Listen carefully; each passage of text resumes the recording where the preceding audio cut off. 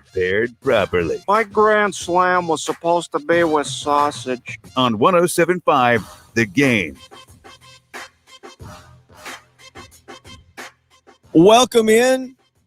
Friday morning, another South Carolina Football Friday. Oh, get fired up or at least try, or at least get warm. Let's just start with getting warm. Patrick Perry gets out of his car, looks at me, and is like, it's freezing.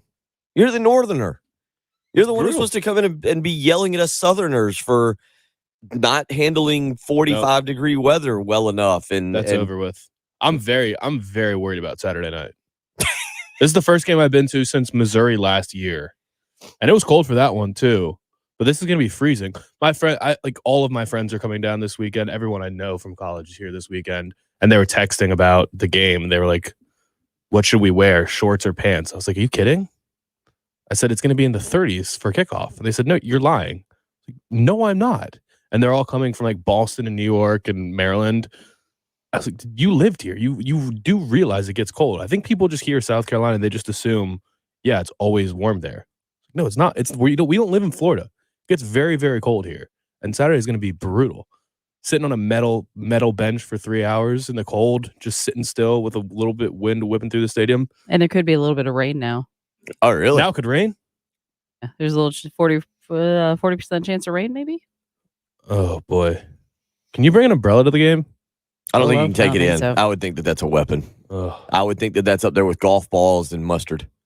If it started raining, that would potentially change my plan. Maybe stay at the tailgate. I would potentially stay Stay at the tailgate. That would be enough. Patrick's got a Is there anything worse than a cold rain? No, and you're just sitting nasty. still? It'd be like 50, but the cold rain. Oy. Oh, it's going to be in the 50s now. Is that what we're getting there? That's what I'm seeing. 50. Okay. 50, yeah. The early game, also known as your wake up weather forecast show. Hope you're doing well this morning. 803-404-6100. How you can join us this morning. Chris Deering coming up at 8:05 this morning. High school playoffs start this weekend, so we'll get into that with him. In between now and then, there is plenty of stuff to cover. South Carolina men's basketball last night with an exhibition victory over Benedict, 101-76. We'll talk a little bit about that. Didn't make it down to the game, so I cannot personally offer much insight, but we'll look at the box score. If you went and you want to weigh in, 803-404-6100 is how you can do so this morning on the Cool Care Heating and Air text line or on the Love Chevy phone lines. The live stream up and running perfectly fine this morning. You can join us on that, weigh in with your opinion. DC already weighing in this morning, and hope you are doing well and staying warm out there as well. Yeah, it's supposed to be a chilly weekend. The energy level, let's start with this. The energy, I'm kind of interested in this. Patrick's got a poll question up. You can go to his Twitter @_Patrick Perrette this morning to vote on our poll question. And we've got 4 different options. One is South Carolina pulls the upset. I'm not going to leave the Gamecocks out of this. They are an 18 as we look at Vegas Insider. It is about an 18 to 18.5 point underdog, depending on which place you look at. BetMGM has got him at 18.5. Caesars Sportsbook, seen their commercials lately, 18-point underdog. Circa Sports, 18.5. FanDuel down to 17.5. So if you want to take the Gators, you're getting your best money there. But we've got South Carolina covers the spread on Patrick Perrette's poll question. You've got Florida wins by 1 to 9 points. Florida wins by 10 to 17 points? 10 to 17. And then Florida covers the spread. So what do you think will happen this morning? But I'm also just kind of interested, Patrick, Jen, to know where Gamecock fans are at. Is there an interest level? I think if Jason Brown plays, that maybe that spikes. Shane Beamer last night continuing to say that they will withhold the starting quarterback until game time, although, again, most of us believe it'll be Jason Brown gets the nod. It's hard to believe Zeb Nolan coming off of minor knee surgery, but still minor knee surgery, less than 14 days. I think we're at the 10-day mark, maybe the 11-day mark, Monday of last week after the Texas A&M game. It's hard to believe with his lack of mobility already that Shane Beamer would put him out there. Anthony Richardson, the Florida quarterback, maybe the better of the two Florida quarterbacks, is out of the game in concussion protocol and will not play. I think that's maybe a good thing, although I did see people on Twitter yesterday responding that South Carolina has a tendency to make the other guy, the other quarterback, typically look pretty good. Now, Emory Jones, not your typical other guy. He was the expected starter going into the season and was drawing Heisman love and even top 15 draft pick love. So, Patrick, let's just start with you got the friends coming in town. So Yep. I feel like you're more geared up this weekend for just kind of like a homecoming of sorts with the college buddies. Yeah, I mean, that's what I'm most excited for. We've got a big tailgate set up. We're going to be cooking a gator and all sorts of stuff. I have a friend that's been vacuum sealing meat for weeks in preparation for this right now. So it'll be a fun day. But as far as the quarterback goes, I think that helps potentially for keeping the back door open late, because I was thinking if Florida has both their starting quarterbacks, or I guess 1A, 1B healthy, then they're both going to play. If things get bad and Florida's up 21 in the fourth quarter or 28 in the fourth quarter, they just put the other guy in and nothing really slows down. I don't know who the third string is. Do you off the top of your head? Have they played a I third have no quarterback this clue. year? Yeah. So Florida's up 28 with, or 21 or 24 or something along those lines with 10 minutes left, and then they pull their starting quarterback. Now it's not going to be Anthony Richardson coming in as a change of pace, a guy who might even be better. It's going to be a third string quarterback that could leave the back door open for South Carolina to cover later into the game. So that's going to probably factor into my decision-making process here. But I don't know. I mean, it was interesting hearing Brian Edwards say yesterday that Emory Jones is a little bit more consistent. Doesn't really make any difference to them. I think we all just look at Anthony Richardson as the higher upside guy, clearly, because he's bigger, stronger, and arguably maybe faster. Emory Jones is pretty fast, and he's got a strong arm, but Anthony Richardson's just a bigger, better version of him, basically. So I don't think it makes much of a difference. I don't think South Carolina fans feel any better about Emory Jones being the starter. I don't think it really makes much of a difference. I haven't seen any line movement because of this announcement, so I don't think the quarterback matchup is really going to be much of an indicator here. Florida fans had wanted more Emory Jones more Anthony Richardson in their life. Emory Jones has struggled this year, 10 touchdowns, 9 interceptions. I believe again, even in talking with David Waters earlier this week on our show, I believe what you end up getting is Anthony Richardson seemed like the more complete quarterback, the better runner, even though he's a bigger kind of guy. Maybe it's just the fascination for Florida right now with the number 15 that he wears. I think that Emory Jones, in talking with Florida fans over the last 2 days, or Florida people that I know, is that Anthony Richardson's the more stable of the two. Emory Jones, he could show up tomorrow night. And I mean, this is again where I think South Carolina fans become fearful. Emory Jones could show up and go 18 of 22 for 250 yards and run for 125 and look like the dude that you and I wondered why he was getting top 15 draft pick love next April. He could look like that. That has been a South Carolina thing in the past, to allow the guy who struggled to have a big game. People are still having nightmares about TJ Finley last year for LSU. But Emory Jones also is a guy who can come out and not exactly give you a good performance, can be very inconsistent. It's going to be cold tomorrow night. Throwing the football could be a little bit more difficult. That might not matter much for Jones, given that he is still more of a runner. But if you look at him on the season, again, he's had more of the passing numbers than Anthony Richardson. Emory Jones, 129 for 190, 1,417 yards, 10 touchdowns, 9 interceptions. Again, he's only been sacked 5 times. Richardson just 33 of 57 on the year for 474, 5 touchdowns, 5 interceptions. So the passing game for Florida, after Kyle Trask, after Kyle Pitts, Kadarius Toney, everybody that they had last year, has not been the strength in 2021. It's been the run game. Emory Jones is the leading rusher for Florida, 90 carries, 517 yards, and 3 touchdowns. Damian Pierce and Malik Davis are the running back duo for the Gators that the Gamecocks will have to watch out for. Those two have combined. Demarcus Bowman healthy, and he's just not playing? Is that what's going on there? I don't know if he has it. He's got 12 carries on the year for 74 yards. The last time he participated in a game was Vanderbilt. He had 5 carries for 21 yards. He's not been a part of their offense to date this year. So stopping the run for South Carolina will be important. But 803-404-6100, kind of where are you at with your mindset going into this game? Not just on trying to make a prediction. Anonymous Raj weighing in says he'll be interested until it gets ugly. It doesn't say which way it gets ugly, though. Maybe he's Yeah. got faith that South Carolina is the one that makes it ugly this morning. Then you're just going to turn it off when South Carolina is up by 35. Yes, yeah, that's it. And then Soda City Bobby up and with us this morning on the Cool Care Heating and Air text line. He says, I think we've won the 4 games we're going to win this year. If we get another one, especially against Dan Mullen, I think we cover the spread. And he'd love to see Brown have a breakout game outside of trash time. We'll see. Jason Brown, again, the expected starter. I'm interested to hear people's opinions on that and what they are. What do you expect if Jason Brown is the starter? Like, that's the other thing, Patrick, when you talk about this game that's interesting tomorrow night, it feels like people kind of have this expectation for Jason Brown to come in and be the spark plug of the offense. And there's nothing that I've seen that just indicates that's exactly what's going to happen. I think he might have some good throws.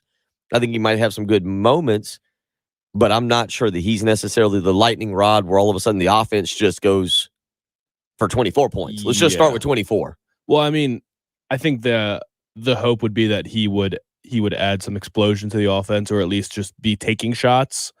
I guess the perfect version of either quarterback would be Zeb is the one that can keep your offense on the field, keep the chains moving, run some clock, and just get you points and not quick 3-and-outs and turnovers. Problem is we just haven't ever seen that. Right. He's never been that guy. The best version of Jason Brown is the one that, probably throws a pick, but maybe just keeps pushing the ball down the field, and you can get a couple big plays. You can get a big one down the sideline. Maybe you have an Amarion Brown sighting for the first time, or he just has this telepathic relationship with EJ Jenkins, and all of a sudden, I think that's honestly would be the best thing for fans. That would make them the happiest if Jason Brown starts the game and then EJ Jenkins catches 8 balls for 75 yards or something like that. Like, even if it's just underneath stuff, I don't think we're going to see him streaking down the sideline, jumping over people like he did in the FCS. Now that he's a little bit bulked up, even though he is a receiver. But that I guess is the perfect world, is that you get some big play threat out of a Jason Brown led offense. That would be the interesting part, certainly for South Carolina. That's maybe what you're most excited to see if you're going to the game. Hopefully, again, you're going to bundle up. RL asks on our Buford Lending live stream, is Emory Jones better than Tennessee's Hendon Hooker? That's a good question. Like, going into the season, you would have definitely said Probably Emory Jones, but I'll also say that Hendon Hooker right now, and the offense that Josh Heupel is running with Tennessee, seems a little bit more potent. And yeah, the offense is, but I think Emory Jones is definitely more talented than Hendon Hooker. I mean, he's got probably a stronger arm and he's faster. If you just count those two things, then I guess Emory Jones is better. But something's working there in Tennessee right now. I mean, something's really just working there. Josh Heupel's really got them locked in, or got them believing, and maybe they're just playing so fast. Like, I think they're still the fastest offense in the country right now, or at least in the Power 5. So they're understanding each other, Hendon Hooker and Josh Heupel. Does Hendon Hooker have another year of eligibility? I believe so. Okay. I believe so. With the COVID year, I get confused on everybody's I get years. confused for everyone. You have to almost pull it up and look. 803-404-6100. Again, how you can join us this morning, the Cool Care Heating and Air text line or the Love Chevy phone lines. Todd weighs in. South Carolina needs to come out fast with a hard knockout punch. If they can get out in front of Florida with all the team turmoil they have going on, they may just be able to hold on to this thing and get win number 5. That's another part that we'll get into. There's a lot going on with Florida, and you do feel like Florida's either going to show up and mail it in, or they're going to come out and come together. I mean, there's a lot with this game here, too. It's weird to say that this is the truth. There's 2 4-4 teams right now, and 2 kind of disgruntled fan bases. Raphael weighing in with Jason Brown starting. I expect to see a lot of EJ Jenkins. So we've got those hot takes coming in this morning. John weighing in. He's going with I don't know what option it was, maybe the second or the third or fourth. He's got Florida covering 38-13. He says, we'll make Florida look like a powerhouse. I can't say that's Florida's not going to be a powerhouse regardless of what they do to South Carolina.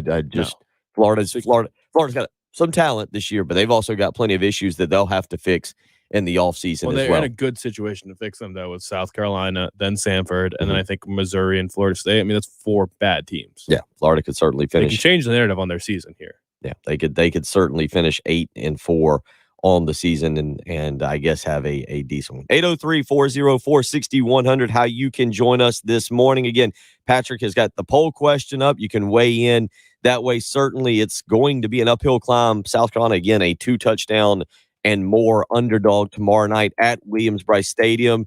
But Jason Brown expected to get the start. If you want to weigh in, what do you expect from Jason Brown? Like, do you expect an increase in offensive production? Do you expect the same? I mean, I hate to say it. It's hard to get worse. It's hard to get worse, but that is possible. I say that if I said, oh, how could it be any worse at 6:20 on a Friday morning? South going to go and get shut out, and that is conceivably worse than what they've done. Yeah, I mean, they could throw a pick six on the first drive. They've not been shut out this year, so they're getting worse. Getting worse is. I mean, still. We think we'll see more. What are the odds we see both quarterbacks? I would assume pretty high. It's hard to believe. The best thing that could happen is South Carolina keeps it close enough that we only see one quarterback. My personal opinion is that if you saw a second quarterback, it would be Colton Gauthier. I just don't know if you can put Noland out there. Zeb, no, I'm not picking on Zeb. I'm not trying to knock him. I'm saying what we know to be the truth. Zeb's not a runner to begin with, and it's hard for me to believe that having knee surgery turns him into what was it, Jen? What was that show that you kids grew up watching, the $6 Million Man? Was that correct? Was it the $6 million? $6 million man. Or was it the $1 million man, not the $1 billion man? No, at that point, before a lot of inflation and stuff, $6 million. $6 million. Yeah, I don't think that Zeb Noland is magically got a bionic knee and is going to come out there and start running around. If so, you'd hear this really cool music. That would be, that'd be pretty fun. That would be the way that if the band or the PA guy could do that. That'd be awesome. All right, I want to hear Dave Aiken. Let's go. Yeah, there you go. Just get him going. So, no, I actually think if you see a second quarterback that's not doing a wildcat to carry on Joyner, that it would be Colton Gauthier. It's hard for me to believe that you're going to put Zeb Noland out there tomorrow night, given his current status. He's probably okay to go if they want to play him against Missouri next week, but we'll see. 803-404-6100. Again, how you can join us this morning. Got plenty of people. RL, DC, Jonathan is in. Jonathan goes to the scrimmage last night for the South Carolina basketball team, the exhibition game. He says he didn't realize how much he needed to see Frank Martin at his best again. South Carolina wins 101-76. We'll give you a rundown on how that game went. And if you want to weigh in, again, you can do so. We've got the Buford Lending live stream. Plenty of people, again, joining in this morning already. Craig jumping in there. And again, if you want to weigh in on the Cool Care Heating and Air text line or the Love Chevy phone lines, 803-404-6100. We're off and running. It is a Donut Friday. There is vanilla and chocolate donuts, and Dunkin' Donuts was ready to go this morning. I've got Nice. a toasted white chocolate almond latte. I'm sorry. That's what I got. Coconut sounds good. There was no coconut in there. I thought you said toasted. Toasted. Just because you say toasted, it naturally means it's got coconut? I'm sorry. I thought you said toasted coconut. My bad. No. Okay. Jen's not awake. Almond? I'll pay attention. Toasted almond. Okay. I just went straight to coconut. That sounded really good. All right. Yeah, if you want to if you want to help Jen wake up this morning, you can call her. You can just speak with her. You don't even have to speak with us this morning. 803-404-6100. You're listening to the early game on 107.5 The Game. Dan Patrick. Weekdays, 9 until noon. On 107.5 The Game. Of course, there's a big football game this weekend that you're going to want to be rested, refreshed, ready to go. If you're Patrick Perrette, all the friends are coming into town. You got to be ready to tailgate. You got to be ready to get up. You got to be ready to go. You got to give it your best effort in tailgating. And you're probably going to need to be having a good night of sleep to make it all the way to the 7:30 game. With a sleep number bed, it's exactly what you can do. I got a soccer tournament. Not for me. I'm 39. I don't play soccer anymore. Bad knees. That wouldn't work. Austin, the son, has got a soccer tournament. I'm going to need a great night of sleep tonight to be ready to cheer him on or whatever it is I do as a parent. That's why I did make the switch to Sleep Number. For great nights of sleep, to be ready to handle fun weekends, you can do the same. Proven quality sleep. I can promise this. It is life-changing sleep. During Sleep Number's Veterans Day sale, you can save $1,000 on the Sleep Number 360 Special Edition Smart Bed plus special financing subject to credit approval. Minimum monthly payments required. See sleepnumber.com for details. Right now is the time to switch. 2 stores to choose from. One in Irmo on Harbison Boulevard across from Buffalo Wild Wings. The other in Columbia, 2 Notch Road across from Sand Hills Mall. You can visit them on the web, sleepnumber.com. Yep, I will put that Sleep Number setting on 45 tonight, and I will be ready to go tomorrow. Soccer tournaments, college football, NFL on Sunday, all because of great nights of sleep, which is exactly what you need. Make the switch to Sleep Number today and find out what a great night of sleep is truly like.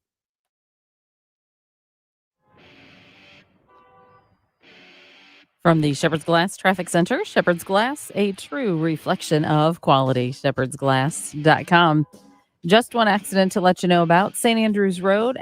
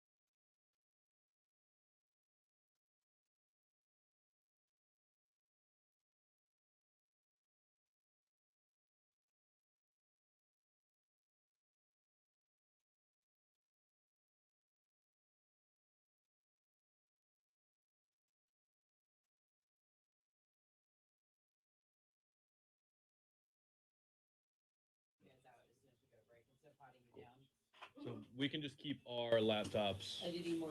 Oh, yes. Bill, did you try these yet? Well, which one? These are the Gen ones. These are the Gen ones. Oh, we each got one. Nice. Thank you. Oh yeah, the Duncan was ready to go. The girl's concerned for my health after I told her how bad I felt yesterday.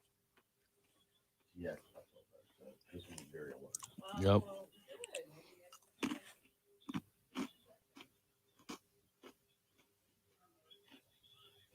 Oh, we're back.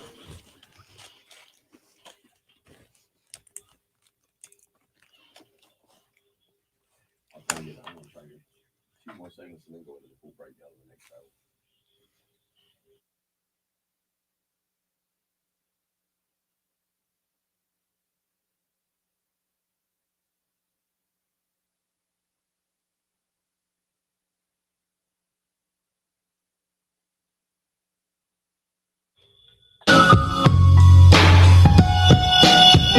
Friday morning, 6:28 a.m. Bundle up if you have not been outside. It's chilly. It's rainy. It's going to be an interesting day. Well, it's going to be an interesting weekend weather-wise. As I was saying during that Sleep Number spot there, I've got Austin's soccer tournament. My son's got a soccer tournament tomorrow out in Lexington, and then hopefully the final game's at 4:00, and then I'll make a decision whether I'm heading down to Williams-Brice Stadium or not to catch the Carolina game. I think I'm one of those 39 years old, Patrick and Jen. I've grown up going to South Carolina games, like the tailgating aspect of it, and we have some friends coming in this weekend.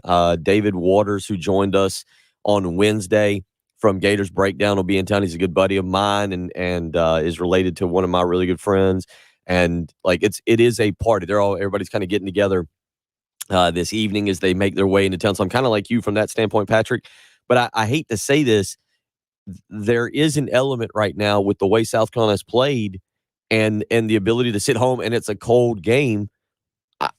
It's a complete change for me to say that, yeah, I might actually just stay home and watch the game tomorrow night as opposed to going down to Williams-Brice Stadium. Yeah, I mean, it is, but it's nice. And you'll realize that when you're sitting on your couch, especially when it gets to the point of year where South Carolina, they're playing for a bowl game now. They're playing to win 2 out of 4. They're not playing for anything huge. And it's November. Every game means more. The college football playoff polls are out. You want to get a better eye on all the other teams. You want to watch things go down. If Oregon's down to Washington and they're the number 4 team in the college football playoff, you want to see how that plays out, see if you can get somebody knocked out of the playoffs in the very first week, things like that. The storylines get way more exciting. You want to watch the Heisman breakdown. Like Kenneth Walker seems to have seized control of the Heisman race potentially last week, and you want to watch players like that continue to go. Like there's so many more storylines in college football, and when it's a night game especially, your whole day is dedicated to one game, and it's just the way things could go. The upside of Saturday night is you have a great day of tailgating, and South Carolina pulls an upset or looks really good, and you feel good about the team leaving the stadium. The downside is you spend your whole day not watching college football. I won't be able to watch anything. My tailgate is not going to have like a satellite TV. So I will be watching no football, and then if you go in and South Carolina gets smoked, you feel like you just wasted your whole day dedicating it to one game. So there's a lot of great things about watching the game at home. It's very comfortable. Switching the broadcasts on the ESPN app is the easiest thing in the world. You can just pop your phone or laptop out and follow the scores and just watch the best games throughout the day. It's really enjoyable. And I don't think that this is a South Carolina problem. I think that this is a college football problem with people figuring out how to stay. I will admit, with the Black Friday deals coming up, I've been looking at Best Buy for another TV because apparently I need more. You can never have too. You really can never have too many. And I've been looking, and the prices you can pay for TVs is ridiculous. 803-404-6100. I asked a couple of you, what do you expect? Because I do think this is the fun question or the interesting question for tomorrow, because it's probably the one that gives you hope. What do you expect from Jason Brown if he is the starter? We assume he's going to be the starter. I will be point blank just shocked, I think. I don't think there's another word. If Zeb Nolan trots out with the first team offense to start the game, I would be absolutely shocked. But then again, I've been to Williams-Brice Stadium, you'd be stunned if Zeb's the quarterback. I would be shocked. I would be, and I would disagree with it, but I don't think I'd be shocked at all. I don't. South Carolina's offense needs any kind of spark. You've got to try something else, and clearly for some reason though they have not been high on Jason Brown all season. Well, but here's the thing about that, and I normally agree with you. I'm a big hey, the coaches are the ones that watch the practices, not me. His name was not mentioned once this year. Well, I haven't. Obviously don't go to practices. I haven't been to a practice, so who knows? But maybe Jason Brown's awful in practice, despite what they've said recently in interviews. But you look at the way this offense is played, and I don't think it's just a quarterback issue. I don't think it's just Luke. I don't think it was just Luke Doty. I don't think it's just Zeb Nolan. It's a combination of the offensive line has been really, really bad, really, really bad. The play calling has been suspect. The running backs, I think it's fair. Look, the coaches make a lot of money. I'm not huge on criticizing players, but Montario Hardesty, I think it's fair to question the job he's done with that running back group this year. Now, Kevin Harris still seems banged up. Marshawn Lloyd, I think, is coming back. But I also would expect a little bit more from them. I mean, so far, I would say that one running back is performing past the level of expectation. Like, when you have a terrible offensive line, there's a certain level of expectation, like doing more than what the offensive line gives you. Who, Zaquandre White and Juju McDowell? Yeah, I think we didn't know what to expect from McDowell. And the problem is he's just so small. Yeah. He is just so small. He cannot break tackles. If he gets the edge, he can make people miss when he's in the open field. But if it's just a toss and there's people there, he's not running through anyone. Yeah, McDowell's been a little bit better. I didn't really know what to expect from him. I honestly thought Rashad Amos might be a guy that would get a few more carries, but McDowell's coming in and been able to beat him out. 803-404-6100. What do you kind of expect from Jason Brown, though? The question, anonymous texter. And I think that he might sum it up best. We might have the best text this morning that answers the question at 6:21. He says, I expect a quarterback that's not a statue who throws on the run well, hopefully with no game film on him. It'll really catch Florida sleeping. And I do think that's exactly what you kind of are hoping for. Perry weighs in this morning. Florida's internal strife is a talking point, and then he picks Florida 37 I was trying to 17. I think, is that what he's saying? It's just a talking point. It's not real. It's not a real issue. Is that what he's saying? I was trying to translate that. I took it to mean it is a talking point. I do think you have to. But come Saturday night, they don't think it's going to matter. You do wonder where Florida's at mentally. Now, again, I think we'll know pretty quickly. This is a game that I feel like, Patrick, by the end of the first quarter, you're going to kind of know the outcome. Like South Carolina will either play better than they have, and they'll jump on Florida, and you'll look at that Florida sideline, and you'll go, okay, they look like they're just out of it. Well, it doesn't take much. It doesn't take much for South Carolina to feel like they're out of a game. Like if South Carolina goes 3 and out, Florida scores a touchdown, South Carolina goes 3 and out, Florida scores a touchdown, you'll feel like it's over. And there's going to be people in that a double-digit lead right now against the South Carolina offense feels insurmountable. Well, and the other part to what you're saying is I think fans will turn out. I think there will be 50, 55,000 tomorrow night, which just is what it is. Maybe more. Maybe they get to 60. Florida's going to bring a pretty good contingent. But I also think that those fans are going to be kind of on edge. And that if what you say happens, if Florida scores early and South Carolina cannot put points on the board and they're going 3 and out, that fan base, and it could be, I was looking at the weather report during the break, and Jen's right. The weather for tomorrow right now is the temperature actually has gone up a couple degrees as opposed to what it was. The high now expected to be 52. Earlier in the week, it was a little bit higher in the 50s, so it's actually gone down a few degrees. Now, kickoff still expected to be pretty chilly, down into the 40s. The low tomorrow, Patrick, is 49, but there's a 57% chance of rain, and that rain is expected later in the afternoon.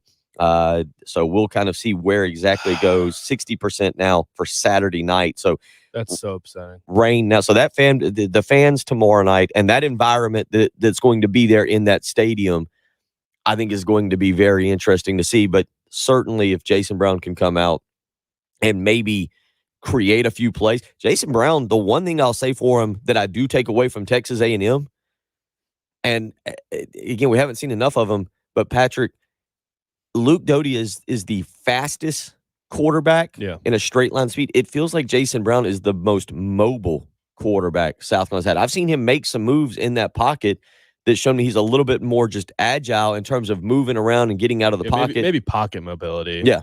Which is, I guess, a little bit is different than pure athleticism. I don't know. Is he going to be early to leave the pocket too? That could be another thing about not playing at this level, not being comfortable. Like if he feels pressure, he's just going to run. That's what I would be a little bit worried about. Well, it's so hard to judge from the fourth quarter against backups in a game that was completely out of hand already. There's absolutely nothing to lose.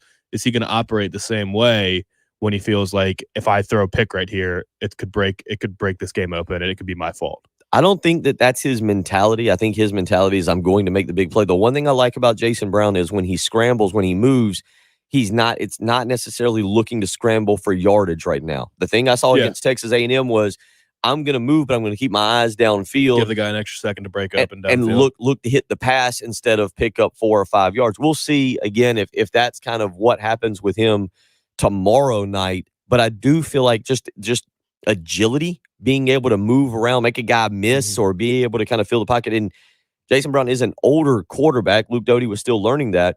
I know it's St. Francis in the FCS level versus South Carolina and playing versus Florida or even the backups of Texas A&M, but that is kind of one of the things that I expect to see from him tomorrow night is a guy that kind of can evade the rush a little bit, move around. Now, the question is when he gets outside of the pocket, if he doesn't have anything, does he tuck it and go for 2 or 3 yards or 4 yards, whatever, or does he force the ball into a situation that results in a turnover? Yeah, I mean, we've completely just quit on the idea of the offensive line maybe blocking a little bit better. Have we just given up on that as a fan base? I think 8 games in, they are what they are. I don't think Dylan Wanham's out tomorrow night. Right. According to Shane Beamer last night on Carolina Calls, Dylan Wanham is out, and so is Jalen Dickerson. So, I mean, Tyshawn Wanamaker in his second start not playing substantially. And that might but that might be a better thing. Maybe. Wanham is one of the better offensive linemen, but at this point, playing the backups, there's nothing wrong with it. 803-404-6100, how you can join us this morning. We'll get out to those Love Chevy phone lines. You can also hit us up on the Buford Lending live stream. Craig, RL, DC, all weighing in. RL had a stat here, and this is, again, we would like to be positive. Trust me, we'd like to come in and be positive, but you also have to be a little bit realistic about this. And RL says, for perspective, South Carolina has scored more than 21 points this season. He didn't finish that, but I think it was twice, right? Florida scored less than 29 only twice this year. Yeah. South Carolina has scored more than 21 once this season. Florida has scored less than 29 only twice. So Florida averaging well into the 30s. South Carolina not averaging over under 50 something. It's low. I've got it, but it's not. It's South Carolina's not expected to get very many points. 52.5 is what I'm looking at here per Vegas Insider. 53. The under might be a decent little play there. If it's cold weather, it might be raining. They haven't caught up to the forecast in Vegas yet. 803-404-6100. We'll get out to those Love Chevy phone lines when we return. You're listening to the early game on 107.5 The Game. Live, local, and free. That's how we do sports. 107.5 The Game. Feel free to call and complain if you wish. You should call that radio station and let him have it. Remember, we are free of charge, after all. Family coming in, not this weekend. They won't be here just yet, but they'll be here for Thanksgiving, and I'm trying to get the house clean, looking pretty, ready to go. That's why I call Zero Res, because, well, I've got a 12 and a 9-year-old and a cat that wanders in that I don't own. The house gets a little messy. Zero Res fixes everything for me with patented technology using high pH electrolyzed water, not harsh chemicals, no sticky, soapy residue. It's good. It's perfect. It fits exactly what I need to clean the house. ZR Water is what it's called, and the technology is absolutely incredible, scientifically proven to get your carpet, rugs, tile, and upholstery insanely clean. Call Zero Res today to book your appointment. Thanksgiving's just around the corner. You want a nice, clean house so that the family thinks that you are the best, the cleanest of the family. 803-262-4020. When you call right now, you can get 3 rooms of carpet clean for only $119. And when you mention me, Bill Gunner at 107.5 The Game, again, 803-262-4020. That's 3 rooms of carpet clean for only $119 when you mention my name, Bill Gunner at 107.5 The Game. Or you can also book online. You don't want to make the phone call. That's all right. You're already looking at your internet. Why not book online? ZeroResColumbia.com, the way to do that. That phone number again, 803-262-4020. Zero Res. Spell it backwards or forwards. It's the right way to clean.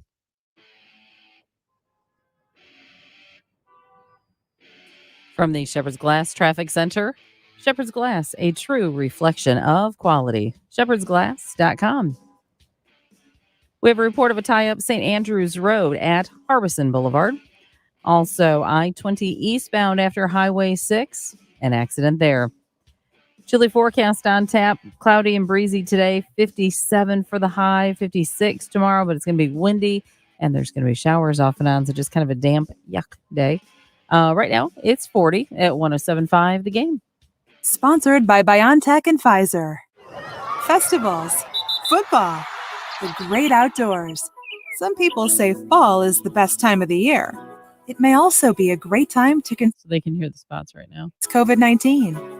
Brought to you by BioNTech and Pfizer. Holidays are here, and so is fashionable fitness. Gift yourself a Samsung Galaxy Z Flip 3 5G, a phone that folds in half to literally stand on its own. Pair it with the Galaxy.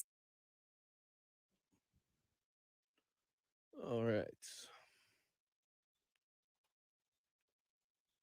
Hello, DC. Good morning. Thank you. I would say glad to be back, but I like doing it from the house. I like doing it from Nashville.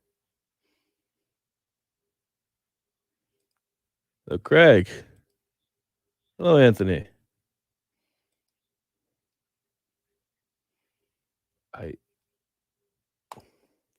I sincerely hope you're wrong about this. There's nothing worse than that the ease of watching multiple college football games on a Saturday, flipping through game to game. You can watch any game in the country, and then having to figure out what's going to be the local game. As a Washington person trying to watch a Washington game with the Panthers and Falcons always getting local, then having to try and stream or whatever for the Washington game is a nightmare. You can never pick which game you want to watch. I hate having to navigate the NFL networks on a Sunday.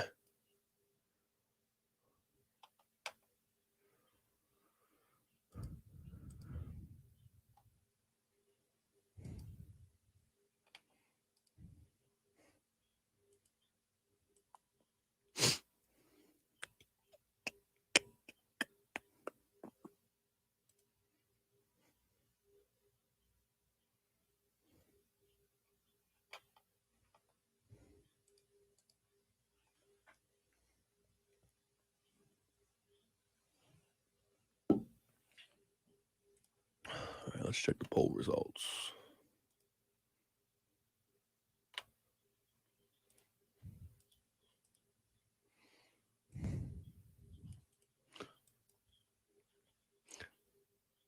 Did anybody go to the basketball game last night here?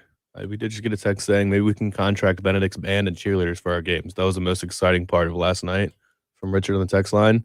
I do live right by Benedict, and I hear them practicing all the time. They are pretty awesome. Oh, yeah, Patriots is even tougher probably. You got to get the season ticket, or I just figure out finding streams, but they crash all the time, and I got to find a new stream, and it's always a couple minutes behind. It's terrible. They do need to figure out a legit, like, good, solid red zone deal for college football, though. That would be a game changer. There's just so many games. It'd be kind of difficult. Can't do every touchdown from every college football game.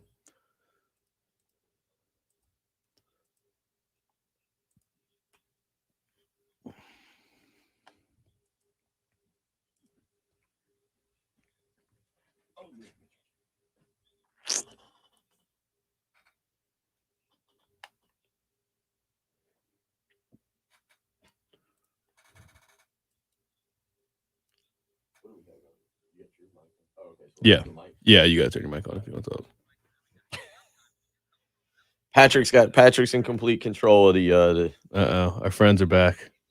oh, you know how to webcam XD XYZ. all right, you know how to get that Block stuff off, them, right? yeah, Yeah, there it's you go. Yeah, good job. Good job. All right. Yeah, the I don't even know what red zone costs, or not red zone. What's it called? Sunday ticket. I don't know what Sunday ticket costs. I haven't bought it for a while, but I used to pitch in with my roommates to get. I think it was like $18 between 6 of us. I think so. I don't know. Do blackouts still happen all the time? I really am not sure. And 2 and 8. The local blackouts in like Cincinnati or something like that, but I don't think I've ever experienced a blackout. And I don't think they do it for college football.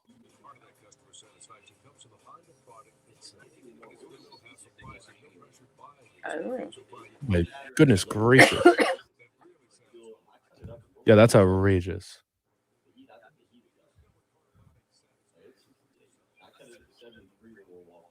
Mm-hmm.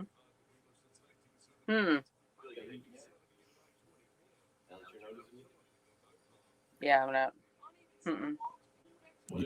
I mean, apparently NFL Sunday ticket. I mean, that's $15 a game. Yeah, but most people buy Sunday ticket mostly because you live out of market. That's like what it's meant for. Like, because I can't get local Washington games. But that comes out to $14 a game. Plus, you figure every team's on primetime a couple times, so you only need it for maybe 15 weekends a year. Almost $20 a game just to watch your team. Ugh. Yeah, it's expensive. You do get red zone. There's like you have to pay extra for the red zone Sunday ticket package too. That is why the Roger Goodell makes $40 million a year. Yeah.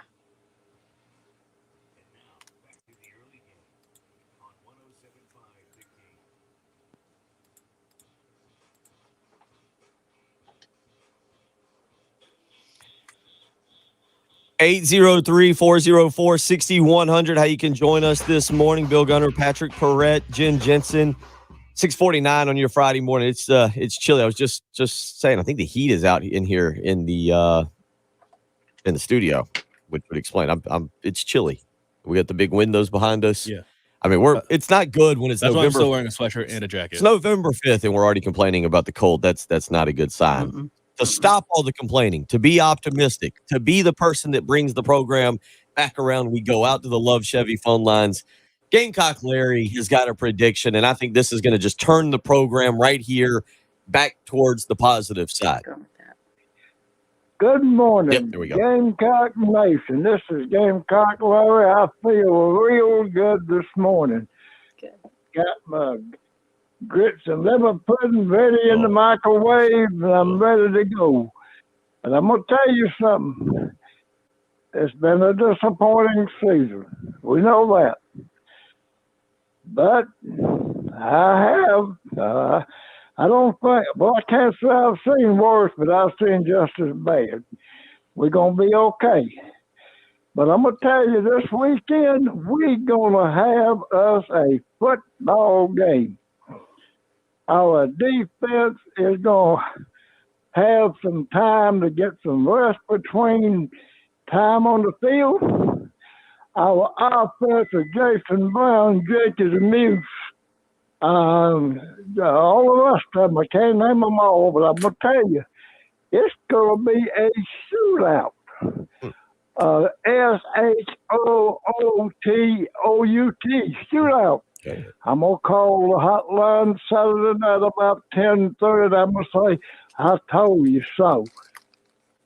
34-31 Gamecock. Wow. All right. 34 points Saturday night against the Florida Gators.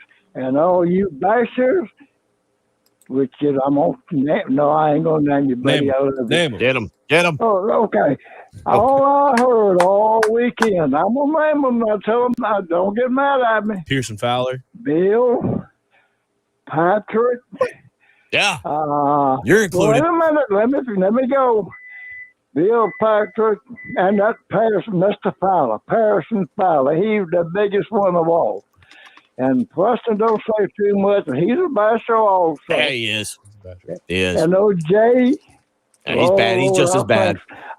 I think some of Bill rubbed off on Jay. I really do. Tommy ain't too much of a basher. Tommy tells it like it is. He don't bash. He just tells it like it is. But I love all you guys. Don't get mad at me. You told me to name them, so He got us all. What about Heath? Yeah, he said Heath. He threw Heath in there. He's scared of Heath. Your Don't Gamecock get player mad is at scared me. of Heath. He said that he just tells it like it is. Everybody bashes except for Tommy and Heath. Really, Tommy. Really, Tommy. None of us take cheap shots at Tommy. Tommy's the fair. Thank you for the phone call, Gabe. And by the way, you heard the microwave going off. Anonymous texter said, "Did he just say grits and liver pudding?" Yeah, it's a staple for him. Oh, Gotta be careful with basher. If you slur the end of it, it can sound go south on you a quick. different way. Yeah. All right, He's a basher. Jen, let's go the other way. We got about 45 seconds. If we're bashers, then I feel good about the next phone call. Ted is up next, and he wants to weigh in on the offense. What do you got? Yes, I do, Mr. Bill. Well, I think I've called in once before and went over this one time a few weeks ago. But my opinion is they had the whole off season and a whole year to look at last year's offense and figure out why the offense worked last year. Because we had a fullback in there who's now in the pros, and that guy still opened holes because the offensive line still wasn't the greatest in the world. But at least when you got a fullback, if a guy misses a guy, your fullback can at least chip him a little bit and give him some room to run through there. If you'll notice last year, Harris has a lot of his big runs. He would hit the line of scrimmage, find a hole, then turn left and go down the sidelines. He made 10 or 12 long runs like that last year. And also, all they would have had to done is look at that film. And that's why I'm so mad about one thing there is that not having that fullback. They did it against Tennessee for one series, and it worked beautifully. Then they quit. My other complaint is very simply They talked about 3 tight ends all preseason. They need at least 2 tight ends also to help with some of the blocking. And then 1 tight end can go out. They can kind of switch back and forth. Now, honestly, we got to do something with this offense. I hope the heck we win this weekend. I'm not wanting us to lose. So what do you think about those ideas, Bill? You're a pretty smart guy. Thank you for that. Smart and being called a basher in one segment. I'm with you on the fullback, but I also don't know if that's just Marcus Satterfield's MO as an offensive player. I guess not. I mean, we'll get more into it in the next hour because the strangest thing for me is that I went to the spring game expecting to learn a little bit about the offense, and I've watched now the spring game and 8 games in the regular season, Patrick. And I don't know what the identity of the offense is. I don't know. And that's kind of to Ted's point there. Thank you to Gamecock Larry. Thank you to Ted. We continue to roll along on a Friday morning. If you want to weigh in, 803-404-6100. You're listening to the early game on 107.5 The Game. We're smart bashers. No, true.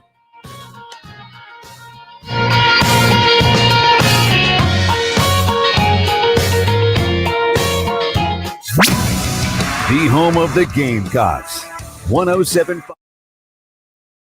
He said he tells it like it is. RL, what is wrong with you?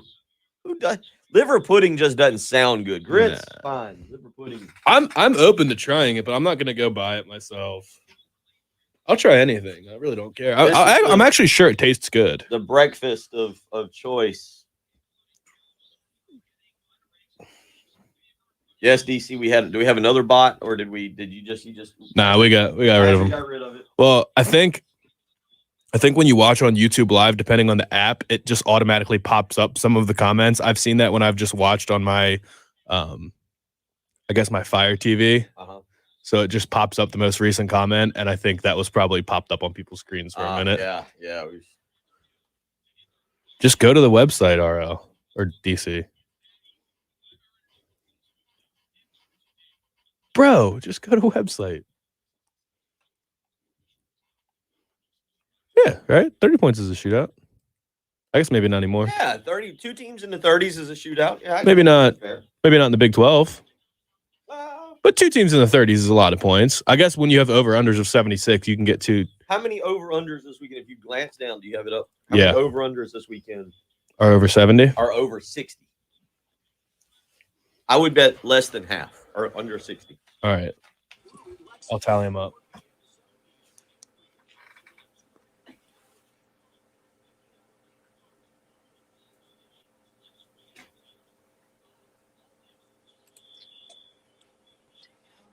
One, 2, 3, 4, 5.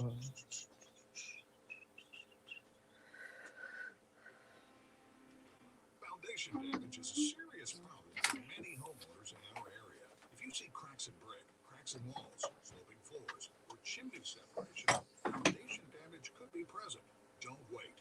Call the experts at Ramjack Foundation Repair. At Ramjack, our foundation repair specialists are trained to identify foundation problems and provide you with permanent, affordable solutions. Schedule your on-site evaluation today at ramjack.com. That's ramjack.com. We've seen accents turn lives upside down, and we're proud to be the lawyers our clients depend on during their toughest moments. I'm Jason. Call me when your family is faced with any serious injury or death. I'm Steven Sanders. When you hurt work, I'm going to work getting you the medical treatment and workers' compensation you need.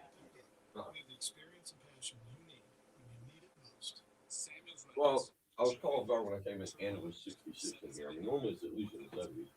Yeah. No, I agree with this.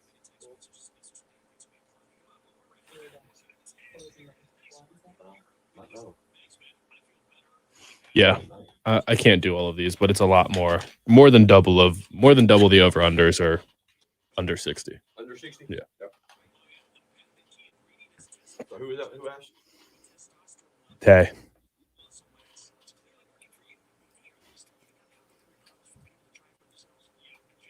If South Carolina scores 30 points, you can't be upset with the effort. I don't think anyone would be upset with that.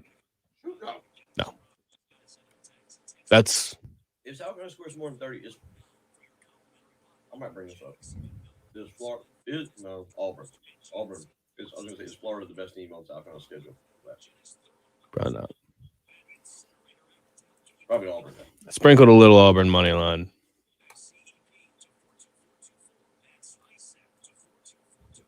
Did you know that you might be overpaying for your prescriptions? It's okay because there's an easy, convenient solution. Check GoodRx. GoodRx lets you compare prices at different pharmacies and shows you where to get the lowest price. Here's Joe, a doctor and GoodRx customer.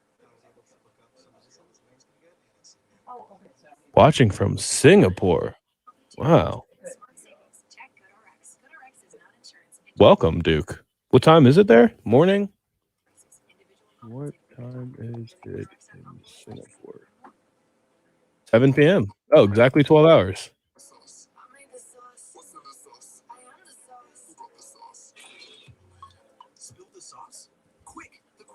Awesome.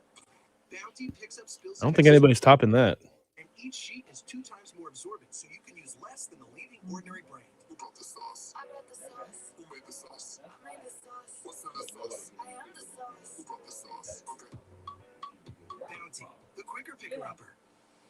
We got a live stream viewer from Singapore watching right now. Nice. What time is it in Singapore? 7 p.m. Woo. Exactly 12 hours. 7 p.m. on a Friday night. Love that.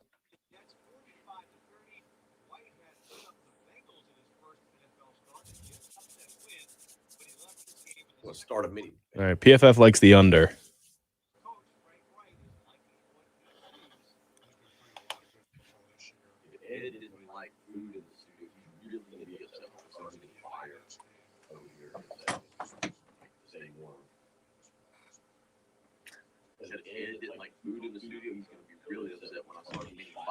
Right? Well, might be necessary. It is. I don't know if y'all hear me complaining, but it is cold. Like our studio is in the 60s right now. I'm pretty sure the heat is out, and I do not handle cold weather well anymore. When I was fat, I handled cold weather really well. I was fat. No, I handle it the worst I've ever handled it, and I'm in the worst shape of my life. Yeah, I don't know that always has to do with. Isn't there other things to think about, RL, besides being spanked for vandalism in Singapore? Oh, I forgot about that. Wait, is Singapore the one where you can't chew gum? Oh, I'm pretty sure you can't chew gum in Singapore, right? Please tell me I'm right on that. I'd love to be right on that. Singapore, like, you know what's the most intense television show out there? You can't chew gum. Can't chew gum. It's illegal to chew gum in Singapore Because they put it on the sidewalk and people step in it and it's just a mess. Okay. So gum I'm is so illegal glad I'm right about that. It's more about the birds to me. in Singapore. Do not. We don't want to read about you getting spanked because you chewed gum. Arrested. Fined. It'll cost you a lot of money. Yeah. Or we don't want to read about you getting fined. Dude, I'll watch. Well, then they shouldn't sell it. Usually in the afternoon, I'll watch that Locked Up Abroad show. You know what's going to happen. The name of it's Locked Up Abroad, but it still is intense. Like, I know the dude's going to get locked up, but I still like get really worked up about it. Did you watch any of this Colts Jets game last night? No, I went right to bed when I got home because I got up at 4:30 a.m. Nashville time because our show starts at 5. Oh yeah. And then got home at like 9 p.m. So by the time I unpacked, it was 9 p.m. and I just went to sleep. You can't sell gum there either. Oh man. Yeah, it's they were getting stuck to train doors and causing disruptions in service and costing the government a lot of money.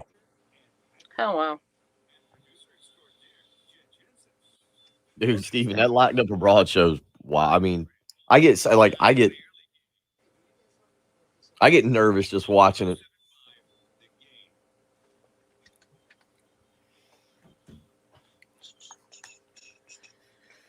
$7:03 on a Friday morning. Hope you're doing well. Up and Adam, staying warm. That's the important part. I think I saw 48 degrees on the old car thermostat this morning as we got going. Does that seem right for you, Jen? I think that's a little warm, actually. Okay. 39. You had 30. Okay. So, all right. So we had varying degrees of weather this morning. Again, hope you're doing well. 7:04 on a Friday morning. Bill Gunner, Patrick Perrette, Jen Jensen coming to you here, the early game. You can join us via the Cool Care Heating and Air text line or the Love Chevy phone lines, 803-404-6100. You can also follow along on the Buford Lending live stream. You can go to the 1075 The Game YouTube page. You can also go to our Facebook page. You can go to our Twitter. You get the point. You can go to Twitter, Facebook, YouTube. You can follow us. There are so many ways to watch and engage along with us. No matter where you are in the world. Or with whatever your opinion is. We've got, no matter where you are. Duke is weighing in this morning from Singapore, or at 7 p.m. their time, but this morning with us. We also got into a discussion on the live stream about the television show Locked Up Abroad, which for some reason, every time I watch it, I get really nervous for the guy who's trying to clear customs while carrying packs of drugs. And I think the most recent one was he put a cast on himself and pretended he had a mountain climbing injury. And so he was smuggling. I don't know what year it was. These things are all, but yeah, for some reason, I know that it's, the outcome. The guy's going to, the whole show is Locked Up Abroad. Did he make it through customs abroad? Right. Is it a reenactor? Yeah, portraying the situation. Usually very good looking people too, and the person getting locked up is older now. Yeah, it's they're shelling out top dollar for models to play the part of the person who is trying to smuggle the drugs through the Peru or Ecuador or Colombian borders, or just gum into Singapore. So again, don't chew gum in Singapore. I can't go to Singapore. Can't do it. I need my gum. Excuse me. 803-404-6100. We'll give you the weekend rundown of games. Again, talking South Carolina and Florida this weekend. Clemson traveling to Louisville. Clemson a 5-point favorite in that ball game. We do have a poll question out this morning. If you want to weigh in, Patrick's got it. Go to _ Patrick Perrette. It is our typical Friday morning poll question. What will happen between the Gamecocks and the Gators tomorrow night? Gamecocks pull the upset. Florida wins by 1-9. Florida wins by 10-17, and Florida covers the spread right now. Almost 100 votes in. 43% of you saying Florida wins by 10-17. You were saying also, Patrick, during the break on the live stream, the website you like to follow, PFF, Pro Football Focus. Yeah. The over-under is 52.5 tomorrow night. We were talking about it in hour number one. The weather expected to be cold and rainy. You said Pro Football Focus is liking the under in that as well. Yeah, I'm just seeing their tweet, PFF College. It leads into a whole article, but their headline tweet is the over-under 52.5. Their projected total is 48. So they're liking the under. 803-404-6100. How you can join us this morning is the way to get in touch with us. Again, you can also do so via the live stream. Last night, South Carolina playing their viewing exhibition game. They had the super secret scrimmage against Wake Forest a couple weeks ago. But last night, you were able to get down to Colonial Life Arena and watch them play Benedict. They win 101-76. Frank Martin playing a bunch of players. James Reese, the former AC Flora standout that JoJo English talked a little bit about yesterday on our program, leading the way 26 minutes, 21 points last night. He was 9 of 11 from the field, 3 of 4 from three-point range. The former North Texas standout and transfer, again, leading the way. It was another transfer last night as the second leading scorer, Eric Stevenson, with 23 points, 5 of 12 from the field, 4 of 11 from three-point range. He had 14 points. You also had Devin Carter, the freshman. I've heard a lot of things about Devin Carter and very interested to see him play. 18 minutes last night. In 18 minutes, Patrick, he managed to get off 11 shots. He is not afraid to shoot the basketball. 11 shots in 18 minutes last night for freshman Devin Carter. He scores 13. And then I think one of the more intriguing players for Frank Martin's team, I know it's Benedict. There was a size mismatch, but LSU transfer Josh Gray, a 7-footer, plays 20 minutes last night, has 10 points, 12 rebounds, and 3 blocks in 20 minutes of action, was 4 of 5 from the field, and maybe it'll make people happy. He was 2 of 2 from the foul line making his shots. Yeah. Do you have the numbers for all the big men? Levesque, Gray, Manat, how many minutes did all of them play? Levesque played 15 minutes last night, was 4 of 4 from the field, got the start, had 4 rebounds. He followed the Chris Silva line. He played 15 minutes and managed to average a foul once every 4 minutes, roughly, just under 4 fouls last night for him. in the game, but had 8 points. Wildens Levesque did. You asked Josh Gray again is a guy that I'm very intrigued to see. Had a double-double last night, 10 points, 12 rebounds in 20 minutes of action. Javon Benson last night, another big guy, 16 minutes, 7 points, 8 rebounds. And then Taquan Woodley, a true freshman, 4 minutes, did not score, got 1 rebound. Trayvon Minott last night had strep throat and did not play. So you were without him. Eric Wilson, AJ Wilson, I don't know if we're counting him as a big guy. He's kind of the 6'6", 6'7" swing player there. 25 minutes, 9 points last night, 6 rebounds. It's Benedict, not putting them down, just that's a game South Carolina should win. Next week, USC. They still scored a lot of points, though. Still score a lot of Both points. teams. I mean, Benedict scoring 76 is but USC Upstate next week on Tuesday night, the season opener at Colonial Life Arena. You'll be able to get down there and check that out. You can also check it out on the SEC Network. Plus is the way you'll be able to view it if you want to catch it with your own eyes and see the Gamecocks play. College basketball again opening up. We'll get into that a lot next week as the season starts next Tuesday for college basketball. Major League Baseball wrapping up this week. College basketball right on its heels getting going. So the season of sports continues as we move through on into Thanksgiving and Christmas. I clicked into the PFF article, by the way. Mm-hmm. They have their own formulas. Like, we can look at South Carolina, yards per game, whatever, but they do expected points added is their metric that they use for everything, basically. South Carolina's offense in expected points added, EPA per play, they're 125th in the country. Their passing success rate and rushing success rate are both 120th in the country. Their pass blocking grade is 116th in the country, and their run blocking grade is 92nd in the country. So they're almost as bad as it gets in every single individual metric. They're not quite the worst in the country at run blocking, though. So that's your one. That's your positive you're taking away. Okay. Actually, your positive is why they like the under is because Florida's not great either, but they're saying that they are 16th. South Carolina is 16th in the country in pass rush win rate, and really nobody is higher on JJ Enagbare than PFF. They've actually been banging the table for Enagbare because his numbers aren't, when you just look at his tackling and sack numbers, they're not huge. But apparently he's just, I mean, if you watch him, he pretty much wins on every rep. And he's been pretty dominant, but teams just go the other side or they get rid of the ball quick enough that he's not able to be as big of a factor as it might seem on paper. But he's been phenomenal. We will get into the weekend schedule that will be last night. Georgia State had the lead on Lafayette, or on Louisiana, I guess is what they would. I keep calling them Lafayette, but they are now known as Louisiana, which is Billy Napier's team. Lala. Okay. Yep. You've got that. But Lafayette last night rallies and wins the game 21-17. Georgia State was up 10-0 in that ball game, but Louisiana and Billy Napier score 14 points in the second half, including the go-ahead touchdown with about 2 minutes to go there to rally and win that ball game 21-17.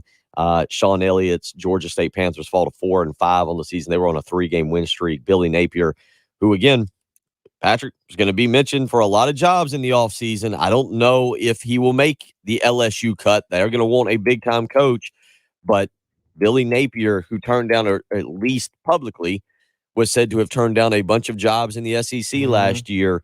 8-1. Last night, they did clinch the Sun Belt Western Division.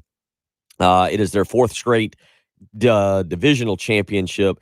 I think, and I'm looking very quickly here, that Coastal Carolina is still in control of the East Division in the Sun Belt, which would be setting those two up for the conference championship game that they did not play last year. Actually, Appalachian State is in control. Both teams are 3-1, but App State has got the tiebreaker with the victory over Coastal Carolina. So it could be an App State, Louisiana Sun Belt Conference Championship. And the only reason we would care about that is because Coastal and Jamie Chadwell would be locked out. 8:03. By the way, we were talking about openings. You see TCU's planning to interview Deion Sanders? I did not see that. And that's apparently one of their first interviews. Okay. All right. Don't like it? You don't think Florida? Do you think Florida State you don't think Florida State regrets not giving him a look? No, not yet. Not yet. Mike Norvell, right now, they were playing better. Florida State had some opportunities against Clemson last week. They've won some games. Florida State's in a weird position. TCU and Deion doesn't feel like a good fit. Why? Gary Patterson, it feels like a very buttoned down program. It doesn't feel very loose. It doesn't feel very fun. Exactly. TCU doesn't feel like a very fun program. And I think Deion's got to go somewhere. You don't think they can be fun? The Horned Frogs with their cool purple uniforms in Dallas where he played? It doesn't feel like the fit for Deion. We'll talk about that. We'll get into the weekend. Culture change. Yeah, we'll get into the weekend schedule that will be coming up tonight. You got a little bit of ACC action, Boston College and Virginia Tech. But we'll look at that Saturday slate of games tomorrow, Georgia and Missouri, Ohio State, Nebraska. We'll get into all that when we return. You're listening to the early game on 107.5 The Game.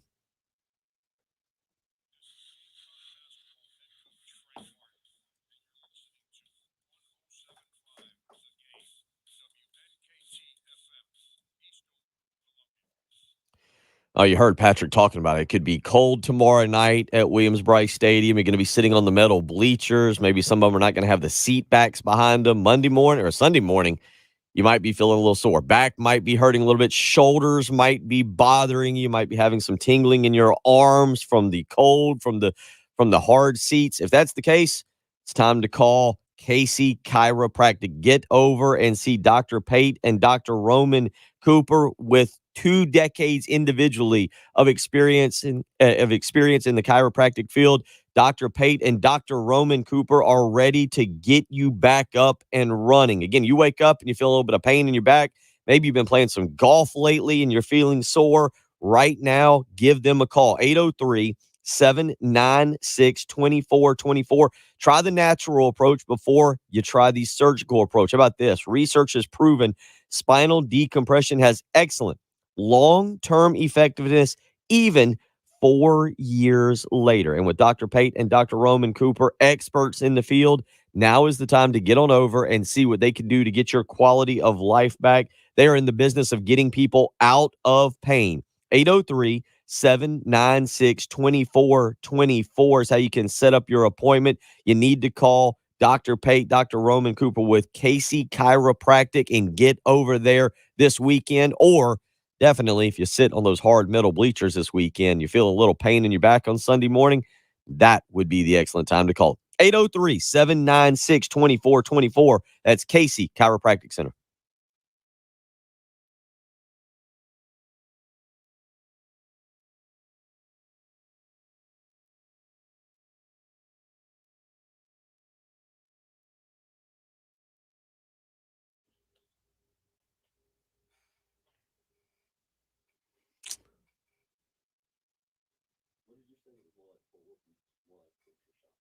Deion.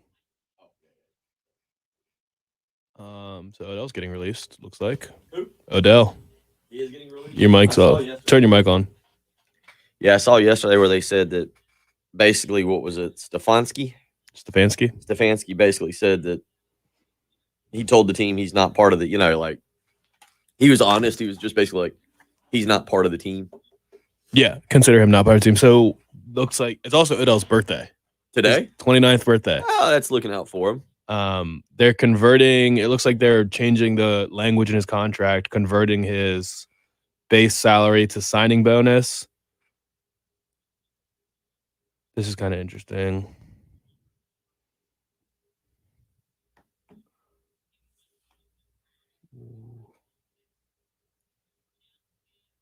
Okay, yeah. So Schefter got it wrong. Schefter initially said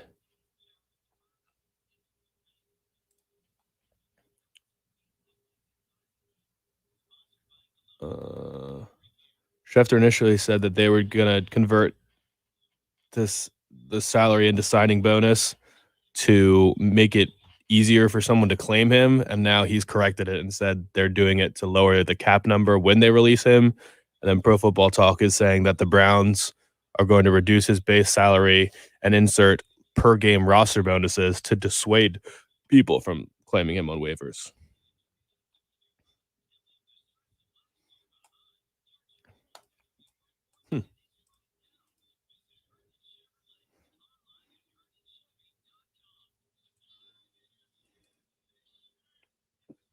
All right. Good job, volleyball team. Nice. I saw that. First time Was it the first time they beat Kentucky? Something like that. And yeah, they can't trade him. He's going to get released. They're going to lose him for nothing. I don't think anybody was going to claim him for $8 million for half the season, not even half the season. So the trade was not really going to happen. It didn't look like. So now he's going to be subject to waivers. We'll possibly get picked up on waivers. I saw Vegas is going to be interested. The Saints might be interested. I don't know what he has left. He might not be good anymore. It might actually be the case. Did you see the video? You saw the video his dad put out? Yeah, of them Pretty throwing wild. Or his dad retweeted. His dad didn't make the video, but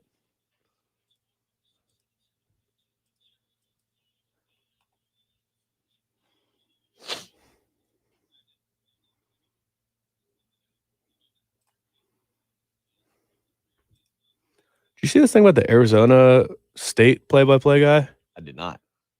I saw it because of Matt Berry tweeted it, but apparently their play-by-play guy been fired for criticizing the coaching staff, saying that they're poorly coached on the podcast.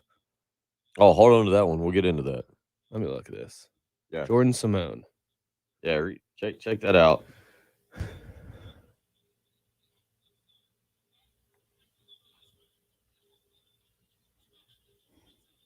Yeah. Speak of the Devils.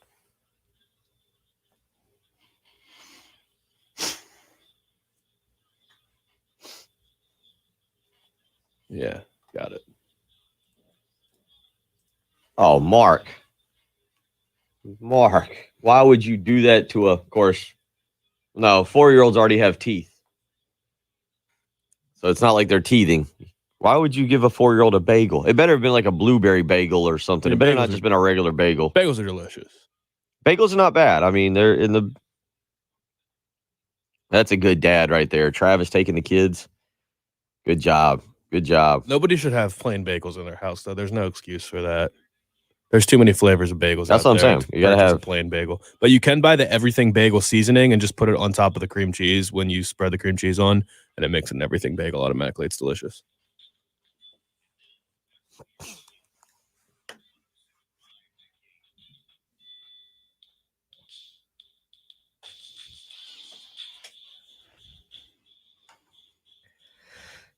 $7:22 on a Friday morning. I just turned around and it's still dark out there.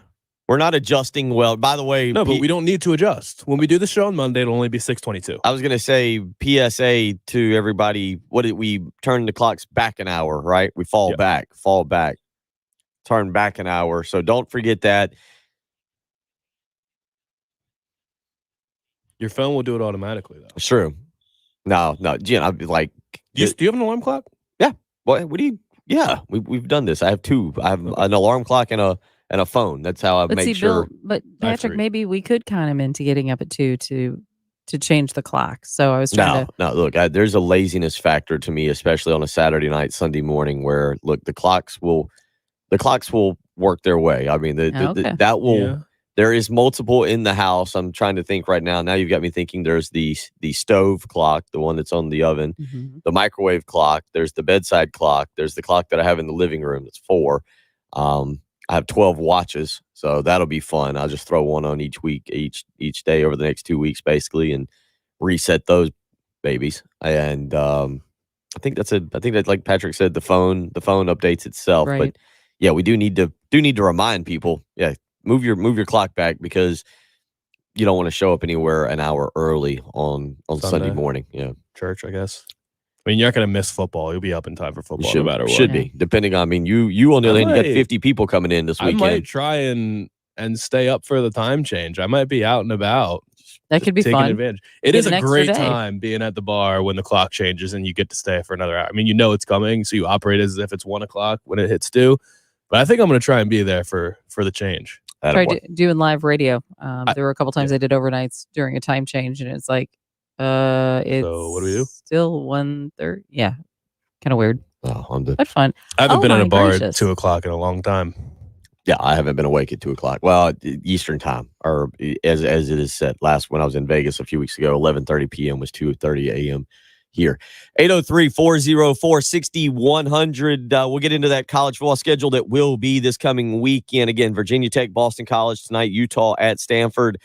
But first, let's get out to the Love Chevrolet phone lines. Thomas is up first. Thomas wants to talk about Appalachian State. Thomas, how you doing this morning? What's on your mind? I'm doing well, guys. I hope y'all are. Absolutely. Doing great. Can you hear me? Yep, we got you. Okay. Well, yeah, I went to App State, and we have 3 national championships, as you guys know. They came in a row. I hate to be a poet, but App State obviously has beaten Carolina. We've beaten East Carolina, NC State down through the years. So winning a conference championship, I think, is a piece of cake for my team. And I'm just going to go out on a limb and say that. I know that there are a lot of LSU fans out and listening to the station, but I'm not sure exactly how many Louisiana fans there are. Oh. But anyway, this is a challenge. Go Mountaineers. Y'all have a great day and God bless. You too. Take care. Yeah, they'll certainly be looking for revenge on Billy Napier, Appalachian State, if they get to that championship game. Louisiana earlier this year, 41-13 over Appalachian State. 803-404-6100. How you can join us this morning to one of our younger callers. Sean is on the line. Sean, how you doing this morning? Good. How are y'all? Good. Tell your dad to turn down the radio. We'll have Miss Jen pull the audio and send it to you so you can play it at school for all your friends. Practice. Yeah, we can email. There you go. We're good. How you feel this morning, buddy? Your dad get you a donut here before you get off to school? Well, I've been having donuts this weekend. It's good. Last weekend. Oh, that is the way to celebrate. And it was Halloween weekend. What was your favorite candy last weekend? My favorite candy last weekend was Kit Kat. That is a delicious choice, young man. What do you think about tomorrow night's game with Florida and South Carolina? I just hope the Gamecocks don't make I hope the Gamecocks make a lot of interceptions and that they go out there and just play well.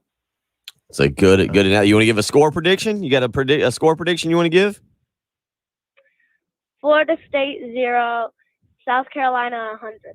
Okay, 100-0. That's a good one. It's a good one, buddy. I like that. All right. Now that's optimism on a Friday. Stay warm. You stay warm out there at school today. Try the white chocolate Kit Kat fangs.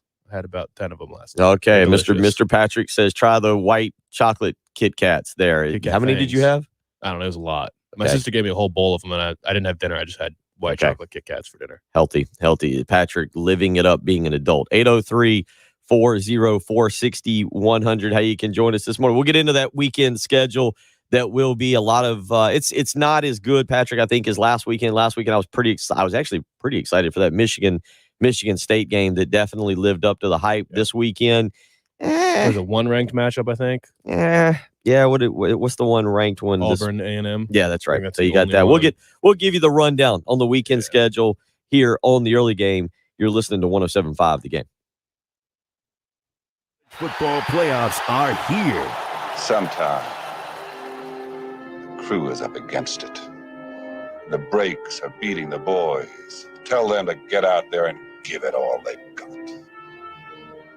And win just one zipper. College football playoffs are here on 107.5 The Game. Best part of this morning so far was getting in the car and turning on the steering wheel heater. The second to that was turning on the seat heater that warmed up. Third part was getting the donuts. That was how my morning's gone. Hopefully yours has gone well. The steering wheel heater and the seat heater, complimentary of the great folks at Chevrolet. And that is where I go. Love Chevrolet when it's time to purchase a new vehicle. 14 acres of brand new Chevys means they have the largest selection of anywhere in the Midlands. I know I can go out there and find the car or truck I've been looking for, and they have an incredible certified pre-owned lot as well. On top of all that, they've got the best deals of anywhere here in the Midlands. The $1,000 low price guarantee means you can actually go shop other dealerships, take their deal back to the folks that love Chevrolet, and they will top it. So between the selection and the deals, why would you not go visit Love Chevrolet? Because the third thing is the best part. The sales staff, knowledgeable, trustworthy. They're not going to harass you. They're going to make you feel comfortable. Purchasing a vehicle, it's a big part of your life. It is a big expense that you've got to spend to get the kids to soccer or football or baseball or basketball, to get someone to cheer, maybe to be able to get yourself to your everyday routine. Buying a vehicle is a big deal. And the folks that love Chevrolet, they make it nice and easy on you. They give you the knowledge of how to help you make that purchase, why a car or truck fits your needs. And then, of course, you get the best deal possible and you get the greatest selection available. Go visit Love Chevrolet, I-26 in Harbison between Lowe's and Frankie's Fun Park, or on the web, lovechevy.com. Get out to Love Chevrolet and find new roads.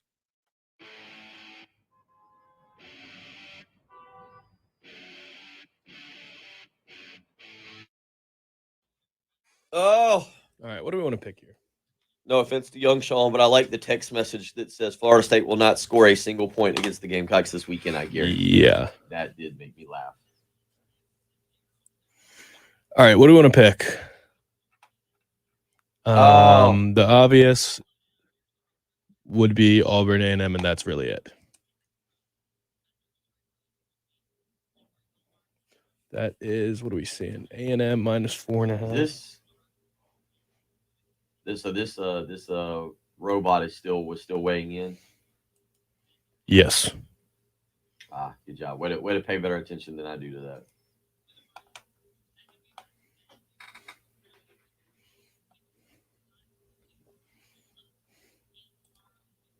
Let's see. Yeah, you got UNC. I don't think so, Craig.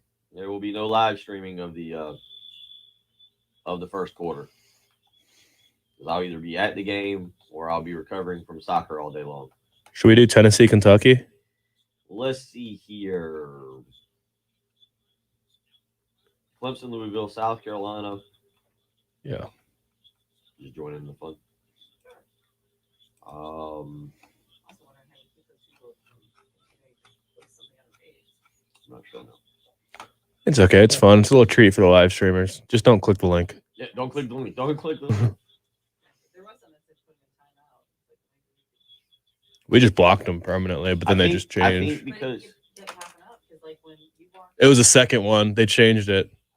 Yeah. What now? It was a second. The first one said something different. I won't say what they said. Yeah. Way to stay alert.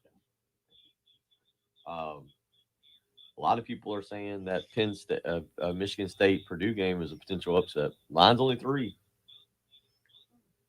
Yeah, I might have bet that. I gotta double check. Might have, or you're not sure? I'm not sure. I have free play to work with, so I've been throwing in. Michigan State, Purdue, Auburn, Texas A&M. And then one more. Tennessee, Kentucky, Alabama, LSU. That one's a big one. Tennessee, Kentucky is that a pick'em? Yeah, we can do that one. It's basically a pick'em. We might as well just call that a pick'em. All right, let's do it. Pick it. And then I've got to find the. It did go up, but I think the temperature's only going up because our body heat is making it go up. I watched Mission Impossible yesterday too. Like, I hadn't seen the original Mission Impossible where he goes into that room, and if the temperature goes up a degree, it sets off the alarm.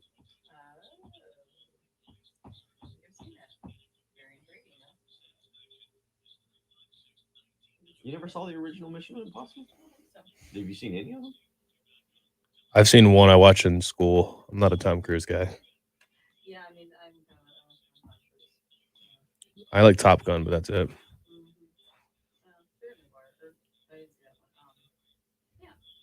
Right, you did or did not see Jerry Maguire? I did not. What's the one with Justin Hoffman? Rain Man? Jerry Maguire's with Cuba Gooding Jr. Yeah, that's right. It's a good one too. I mean, he's definitely in good movies. Love Top Gun. Rain Man's good, great. Jerry Maguire's good. What else?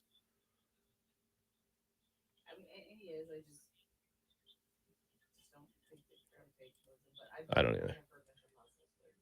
Few Good Men. It was good. The first one was I watched. I don't care now. They've got like 12 of them. It's a little bit too complicated for me now. Once you get past the third of any movie, I'm pretty much done. I'm trying to think anything that I've watched past like 3 because I did watch Oceans. Oh, and those were pretty good. Did they have 4 Oceans? Well, there's now Oceans 11. Oceans 8 was the most recent one where it was all female cast. Yeah, I didn't watch that one. I didn't see that one. There were 11, 12, and 13 for Oceans. But the problem with Oceans, like I think one of the reasons they can't do anymore, and it's actually pretty cool. What I was reading is they were going to do one more, but it's Bernie Mac that died, right? Yeah. And they didn't want to do another one. It was the way that cast had come together. Wake UNC is a decent game too. I don't know. What do you want? You got them. We just need one more. Michigan State, Purdue, we could do.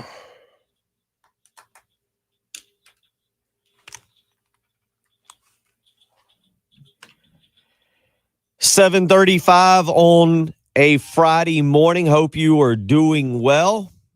You can join us this morning, 803-404-6100. How you can weigh in if you want to. I got into Mission Impossible yesterday. Yes, Hope asking on the live stream, are we discussing Tom Cruise movies? Yeah, the original Mission Impossible, and then Adam weighs in. Tom Cruise's best role, was he in Tropic Thunder? That wasn't him. Yeah, he was the agent. Okay, I didn't see that. He was actually great in Tropic Thunder. He's Ben Stiller's agent. Alan He's freaking out about getting the TiVo on set the whole time while they're in the middle of a war. I haven't seen it. I know what Alan weighs Top Gun and Cocktail. I forgot about Cocktail. No, Cocktail was good. Cocktail was good. Okay. It was Matthew McConaughey was freaking about the TiVo. Tom Cruise was the one yelling at something dragon. This is how you can join us on the live stream. That's the kind of conversation that takes place on the live stream in between the breaks. And yes, Hope says so many good Tom Cruise movies. I know. Yeah, he's just not great in them. We know that she is very fired up. Hope on the live stream, very, very fired up for the Top Gun movie, and she's very upset also that they keep pushing back the. My dad is too. That's the only thing that'll be probably the first movie he goes to in 5 years is to go see that movie. There you go. All right. So if you want to get involved in that conversation, go to the live stream sponsored by Buford Lending. If you want to weigh in on college football or college basketball, a couple of you weighed in, and I apologize. Richard weighed in a little bit earlier. South Carolina last night, 101-76 victory in the exhibition game over Benedict. A couple of notes from Richard there who went. He was not overly impressed. He said James Reese looked good. Chico Carter was okay, but still need a point guard that will penetrate and create for others. And then I was talking about Josh Gray, who had a double-double, 12 points, 10 rebounds in 20 minutes. Still said that Richard was not impressed, said that they needed to be a little bit better. The big men looked a little soft, needed to be very, very needed to be a lot better. Javon Benson, to him, was the only big man that looked like a big man last night, and also pointed out they played better after the first half. But the Gamecocks, 101-76 victory over Benedict last night in the exhibition game. They'll open the season on Tuesday against USC Upstate. Between now and then, we've got a full weekend of college football, Patrick. I mentioned this, and we'll pick our games coming up in about an hour, about 50 minutes. Chris Deering joining us in about 25 minutes to break down the high school playoff slate for the weekend. Should be a good one. But this weekend, not a bad weekend for college football. Not a great weekend. Tomorrow, your noon games. There is an 11:30 a.m. game for those of you who are trying to make your picks on time. Army versus Air Force, 11:30 on CBS. Missouri at Georgia tomorrow. Georgia, I believe, a 39-point favorite in that ball game. Just some context. Again, South Carolina was a 32-point underdog against Georgia earlier this year, and we were all shocked and couldn't believe it. Georgia's been like a 5-touchdown favorite now at home over multiple teams. It's just insane what Vegas is doing with Georgia. Over-under is 59.5, so they're thinking 49-10. Yeah, it's again. But Georgia, would you be surprised? No. We're not going to pick that game. It's just too big of a number. But I haven't picked against Georgia once this year. I don't know what Georgia is against the spread, but they're pretty much covering everything, it looks like. Yeah, it's the Bulldogs are just they're on a collision course with Alabama, and we'll see how that looks at the 1st of December, unless Alabama slips up somewhere. A couple other games of note at noon. Ohio State is at Nebraska. Scott Frost back under a little bit of heat. Pittsburgh, coming off the loss to Miami, is at Duke tomorrow. Georgia Tech at Miami at 12:30. Maybe the most interesting game tomorrow in terms of the college football playoff at noon. Wake Forest, undefeated, number 9, at North Carolina. North Carolina's got the firepower to keep up with Wake Forest and maybe even knock them off. Well, they're favored. We're going to pick that game, right? Or you're over there. Yeah. Patrick's. No, I mean, that's what's interesting. Look, there's not a lot of top 25 matchups, but there are college football playoff worthy teams or teams that are in the playoff right now catching short numbers. I mean, Wake is an underdog as number 9 undefeated ACC leader right now, the only formidable team in the ACC, it seems like, with Sam Hartman, who's maybe a dark horse Heisman contender. I'm really not sure. But yeah, they're 2.5 point underdogs on the road. And then like Michigan State's going to Purdue. They're only catching 3 points. Like it's pretty interesting. There's not a matchup of heavyweights, but there are a couple teams that could really have their playoff hopes or aspirations. One other here. I don't know which one you want to pick, though. Yeah. One other interesting game at noon tomorrow, SEC Network. The Hugh Freeze Bowl will take place down in Oxford, Mississippi. Liberty traveling to Mississippi. Hugh Freeze making his return to Oxford after being the head coach there. I can guarantee any NFL team that needs a quarterback right now will be in the business. That could be the battle for the number 1 pick. If Kayvon Thibodeau, the pass rusher from Oregon, doesn't end up going number 1, if it's a QB needy team, right now, Malik Willis and Matt Corral are arguably the top 2 candidates to be the number 1 pick. So if you like quarterback play and you're not doing anything at noon, watch that game. There's it's not a great slate of games at noon, but there are some entertaining ones to kind of flip around. The Wake Forest at North Carolina game, ABC. Liberty at Mississippi should be pretty entertaining. That one's at 12 o'clock tomorrow. So those are your 2 main ones in the noon window. Patrick referenced that 3:30 Michigan State Purdue game. Michigan State just a 3-point favorite. Purdue is the trendy pick to pull the upset. Purdue, Jeff Brom, they've tripped up some teams. I think Purdue and I don't hold me to this one, but I believe I've seen this stat pop up. Purdue has something like the most wins against top 5 teams. Top 5 teams of anybody all the time. Of all time. Yeah. Not like this year. They seem to do it when they're not good. They just beat a top 5 team all the time. So a lot of people are. And that's Kenneth Walker. Is he the Heisman favorite right now? He should be. I mean, he's got 14 touchdowns and 1,200 yards in 8 games. He's on a ridiculous pace. And this is kind of what happens, though, is like you have a guy that isn't talked about a ton. Everybody knows Michigan State. They've got that running back, Kenneth Walker. He's pretty good. Nobody'd really seen Michigan State play a ton. And then in his one primetime national television audience, he goes crazy.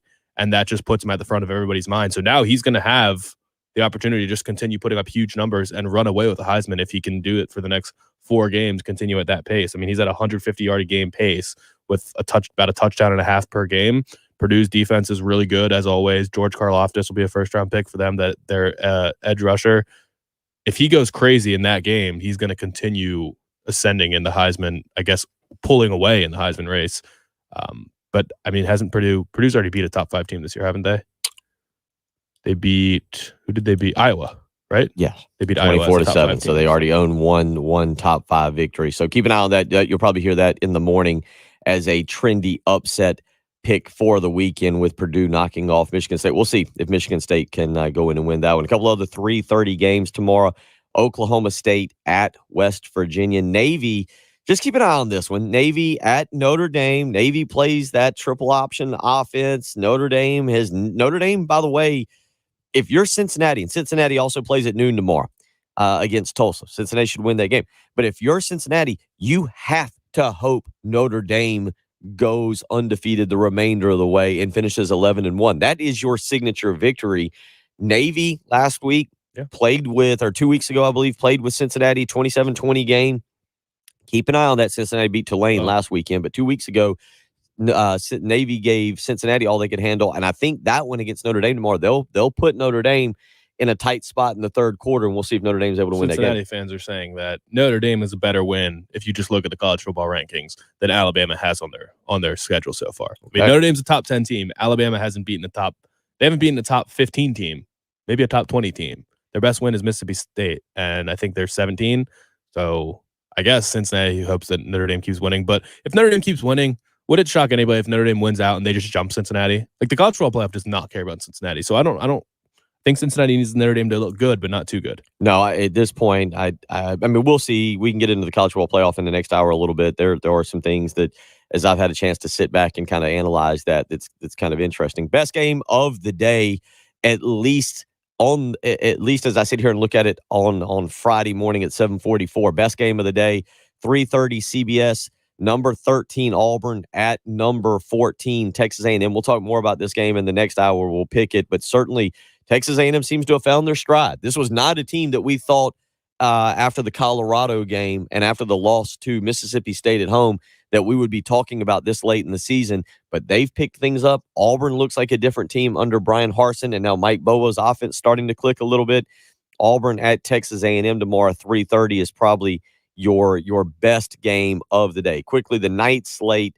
Again, one other interesting game, 4 o'clock SEC Network, Mississippi State and Arkansas. Yeah. Arkansas, remember, they were the darling of the world. Did they make it into the top 10 at the beginning? Where they were right on the top cusp? 10 when Georgia smoked them. Okay. Arkansas, yeah, they had game day. I think they were number 8 going into Georgia that weekend. They had game day in Athens. Arkansas not ranked now. Mississippi State number 17 right now. So keep an eye on that game. Mississippi State coming off the big win over Kentucky in Starkville. They travel to Fayetteville, 4 o'clock tomorrow, SEC Network. This night slate, typically this is a barn burner of a game. It decides the West. This year, Alabama's like a 4-touchdown favorite, I think 28 points. Is that right?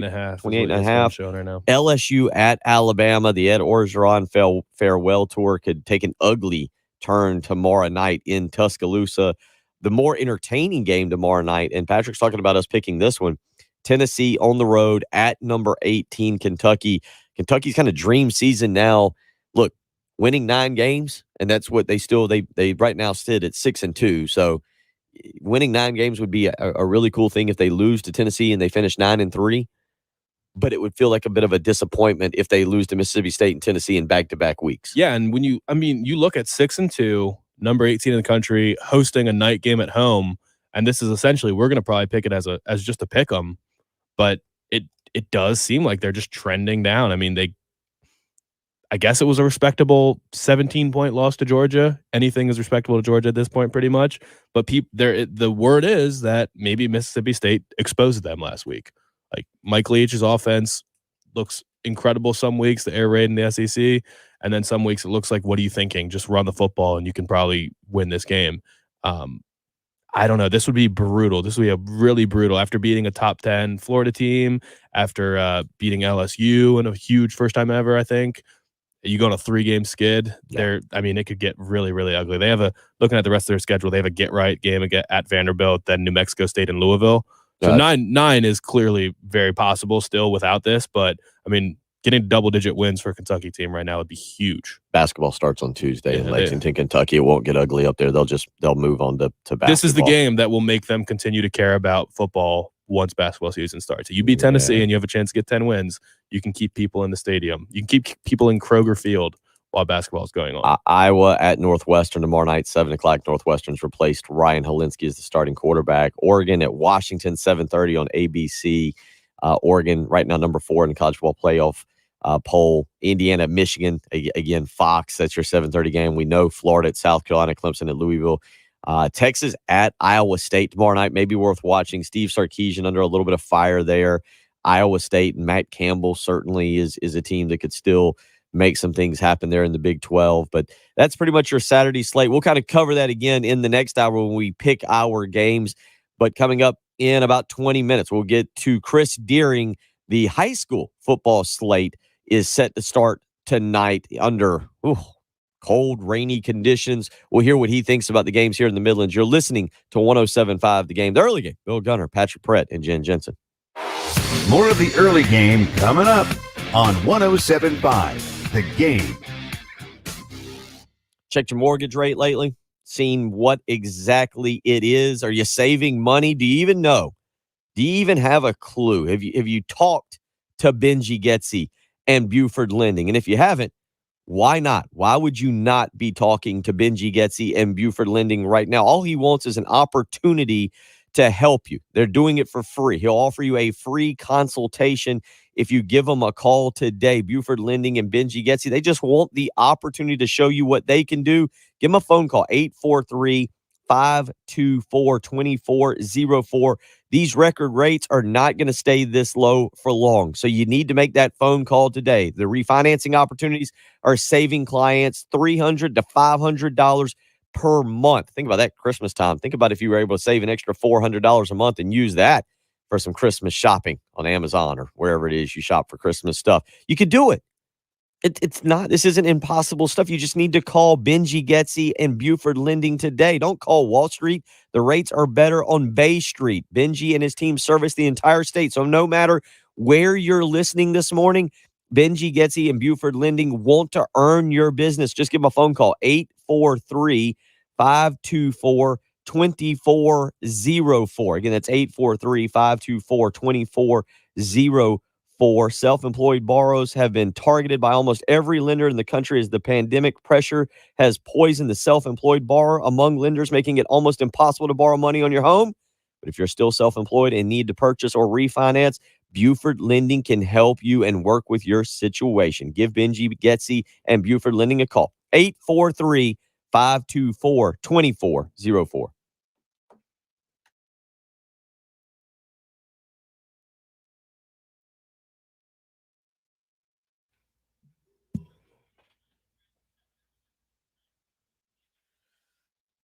All right. Hope, I don't know. The weather report this morning is saying differently. 60% chance of rain in Lexington for tomorrow in Lexington, South Carolina. The weather report has changed overnight. You're talking to a bunch of weather experts here. We're all on top of it.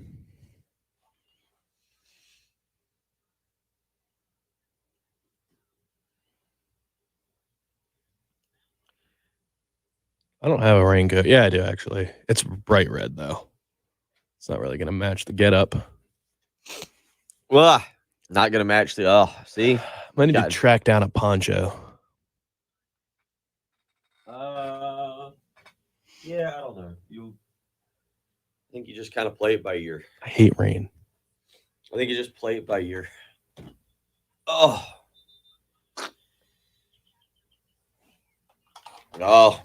WIS, what do they know? Come on, keep that energy. We need it to stay. Yeah, Patrick's terrified. I've got a soccer tournament tomorrow.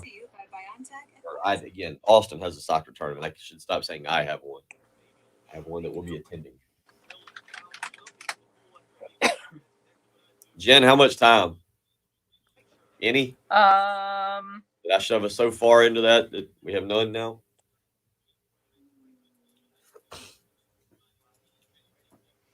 Yeah, the heat's definitely not working in the studio this morning.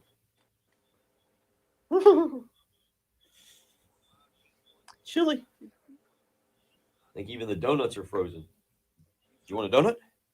I got chocolate and vanilla. Bring them home. I don't have the kids this weekend. I'll definitely take them home. They won't go to waste. You don't have to worry about it. Oh, you got soccer tomorrow, right? Yeah, 10 a.m. 10 a.m. first game. 10 a.m. games. They're 30-minute games. 10 Tournament? Yeah. Like a play day? 10, 11:20, then huge break, 2:40 and 4. What will you do between 11:20 and 2:30? Probably field 5 minutes from my house. So you will go home. That always was fun as a kid, getting to set up the tent and just hang out, run around in between. Yeah, I'll probably. I imagine some of the parents want to go eat, but I gotta. It's in Lexington. Yeah, it's right there. It's 5 minutes from my house, so and it's a 30-minute game. So they play 1 30-minute half as opposed to 2 25-minute halves in the regular season. So it's 30 minutes. So I mean, it moves, and so we'll be done at 11:50. I'll be back in the car by 12:10. I'll be home. I'll probably grab some lunch, go home at 12:20, and then watch the noon games for an hour and a half. Games at 2:40. Yeah, I'll go back at me again. Chapin play Myrtle Beach. Ooh, Travis. Well, make a weekend of it. Go on down. Head on down this morning. What? Go get some good oysters or some Oh, seafood. it's playoffs. That's why. Yeah. That's an insane. I mean,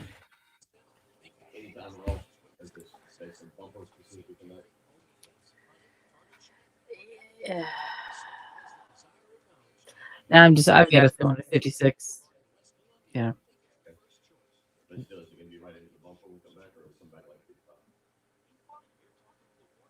I'm calculating. Yeah, you'll basically have about a minute when you come back. what do you even do? You just drive home get home at 12:30, 1? Game ends at 9, is that right? 7:00 game probably. Does that seem right, Travis? The game will probably was 2.5 game hours starts at back. 7. He'll probably hang around to talk to his son after the game. I mean, that's what the bus will do. Bus will, you can follow the bus. We did that. Just grab a coffee and cruise on back. How expensive is it to park at the Charlotte airport? Who knows the best way to park at the Charlotte airport? You need to. I'll tell you. You need to prepay. They now have a way that you can prepay your parking, and it's a lot cheaper. I am Benjamin Park. I am debating. I'm flying out to Missouri next weekend, 5 p.m. on Friday. Yeah, 5 p.m. on Friday, 4 p.m. on Friday, flying back 9:30 p.m. on Sunday. My sister's coming from Simpsonville, and I was thinking about just driving to her house and riding with her.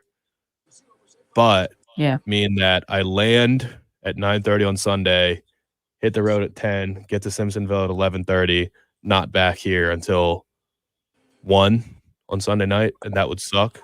But I also don't want to pay $50 to $100 for parking. Yeah, do the prepay thing. You can hear me. Yeah, you definitely. 30 seconds. 7:56 on the Friday morning commute. Hope you're doing all right. Bill Gunner, Patrick Perrette, Jen Jensen, getting you through one more hour. Coming up in about 10 minutes, Chris Deering joins us. Good luck to all the high school players this weekend. The playoffs begin. We'll catch up with Chris Deering. We'll make some picks in the next hour. We'll get your opinions as well. You're listening to the early game on 107.5 The Game.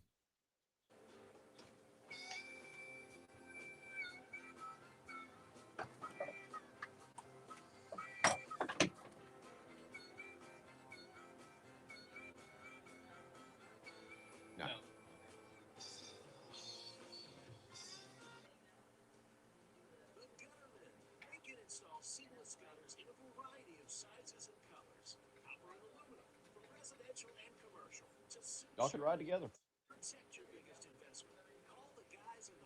Yeah, you're here Friday, right? You saw her.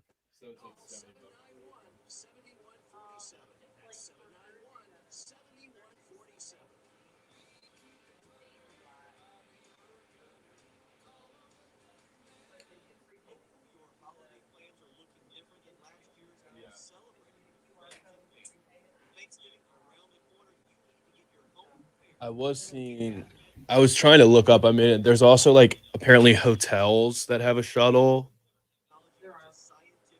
There is. That might be like Columbia. There was a Columbia. That's Columbia like to Charlotte. $50 though.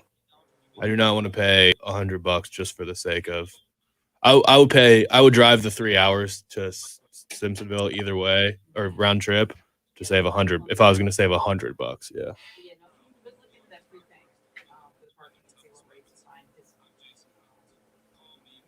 That's a newer thing, and it's a lot cheaper.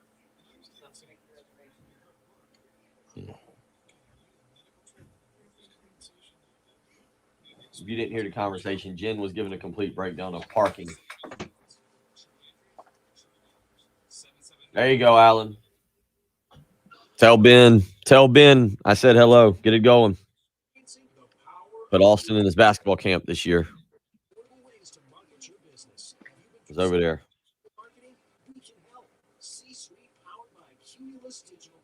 Yeah, the Weather Channel, which I don't think the guys can hear me right now, but the Weather Channel is showing 50% chance of showers in Columbia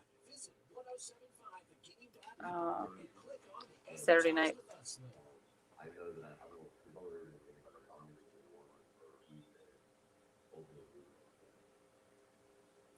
I keep forgetting to give it to you.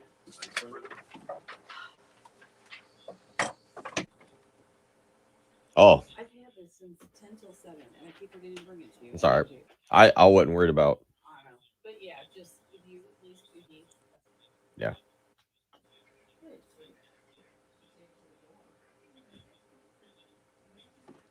All right. We got Deering, first from high school. Got some picks we got to make. We prefer to get some heat in the office.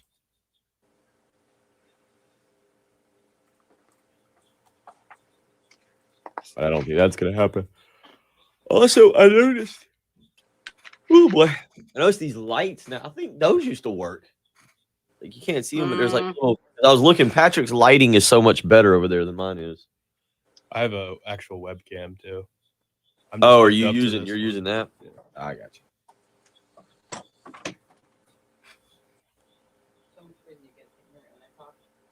Because we got is the overhead speaker? No, because we got this on. Oh, and so we can't hear. And then we got our mics muted. So you got this muted. So yeah. Yeah, those have been hit or miss on whether they work. More miss than hit. And so, yeah, I think we need to sell, The building. Yeah, The building. I don't know if that's an Ed thing or if it's. I don't think that's an Ed thing. Well, I just had to go ahead and make sure I have to do the women's game on Tuesday, and it's in WISW. And currently, there's no board for WISW because it's right there. I don't know how confident I am that that's going to actually get changed around by Tuesday. He's out of town. Until when? Okay. So that's going to have to get fixed. And my confidence level that it will be, it's not tremendous. So I'm going to come in here to do the game, and then there's going to be no board to actually work with.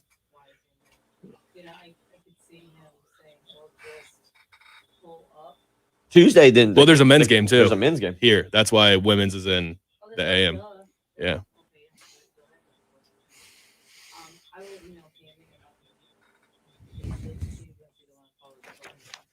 Yeah, I might have to go there after the show for just a minute. Because I got that. I never made it over to Old Mill Brew Pub. Just went home yesterday too. Cell signal now. In that big open area before the restaurant, I went to a party and we were trying to do some streaming. Nightmare. You try to have a phone call anywhere in that restaurant? Nightmare. I was just saying if I ran over there at like 11 o'clock, 11:30, and just ran in with the little box and did it and tell them, and then tell them that I'll bring it back. What do you have to do there? See you later. I mean, it's nothing important, but it's. When are we going to Charwood? Thursday. Next Thursday. As long as still I need to check with Josh today. Josh is supposed to let me know that that's a go. Okay. Yeah. It would be next Thursday if we go.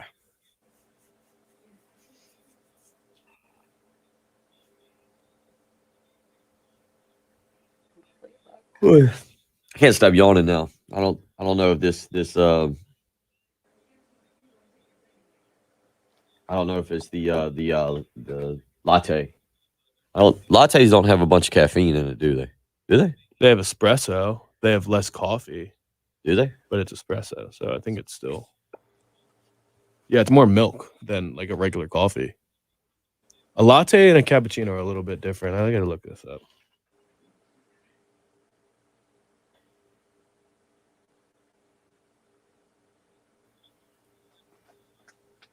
Yeah, latte is mostly milk.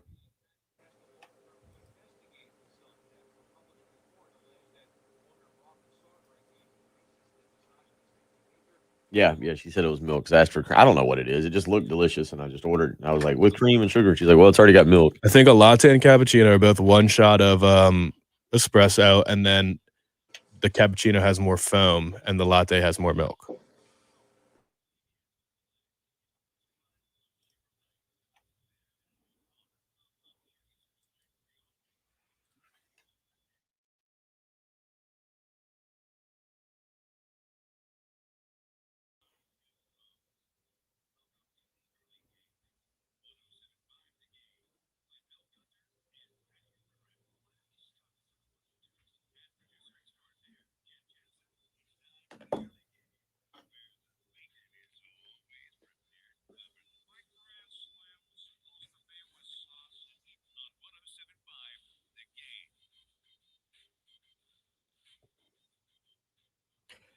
803-404-6100. How you can join us this morning. 804 on your Friday morning commute. Bill Gunner, Patrick Perrette, Jen Jensen, getting you through the morning here. We've been talking South Carolina and Florida. The Gators an 18 to 18.5 point favorite for the weekend. We talked a little bit about the weekend schedule that will be. And again, your biggest game, your best game on paper tomorrow, number 12 versus number 13, Auburn traveling to Texas A&M. There are other games that are kind of interesting. You heard Patrick mention it, Wake Forest and North Carolina.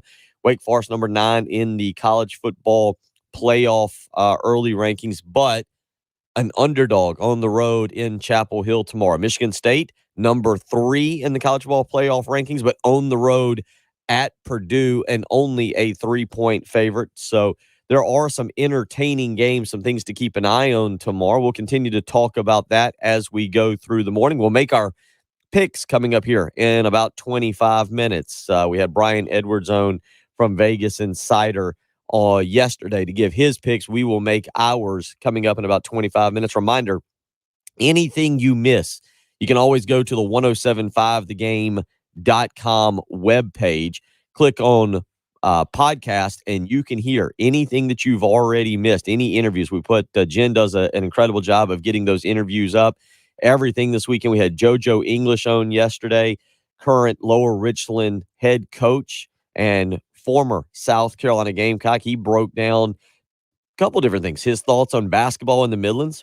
He talked about what he expects from this South Carolina basketball team. He got into a couple different topics, and we will actually get JoJo in studio here in the coming weeks. Patrick is he certainly has a lot of insight and thought and opinion, not just South Carolina basketball, but Columbia Midlands basketball, high school basketball as a whole, whole. And then also he made an interesting point that I agree with yesterday about the transition from South Carolina. You don't remember this. I vaguely remember. I was really young, but from the Metro Conference to the SEC. And of course, South Carolina back in the Metro Conference in basketball had some great rivalries and some games that would take place and then transferring over to the SEC. So we will we'll catch up with him here in the next few weeks. 803-404-6100 is how you can join us this morning if you'd like to. But next, we need to catch up with our good buddy Chris Deering. You can follow him on Twitter at CDeering82. And Chris, last week I said it was amazing that we had hit the final weekend of the high school season. Now we are into the playoffs this weekend, and it really it's amazing how quickly it flies by. It feels like just the other day we were having you on to discuss week 0, which we all rail against, but now here we are at the opening weekend of the high school of the playoffs. Yeah, this is what it's all about, Bill. I always say at the beginning of the year, and I say it at the beginning of the playoffs, that, if you can't get excited now, I don't know what you can do. But, the goal at this point and the goal from all season long to me is you want to practice on Thanksgiving morning. There's nothing like it. It's what high school football is all about, in my opinion. It wouldn't hurt my feelings if they started playing some games on Thanksgiving, but they hadn't done that. But, everybody's in the hunt right now. They're still playing. Your goal is to be practicing on that Thanksgiving morning and playing in a state semifinal game that Friday night. So it's exciting times. I can't wait to get it started. And, we got some good matchups here in the first round, and looking ahead, there's some potential matchups coming up down the road that are really exciting if they pan out that way.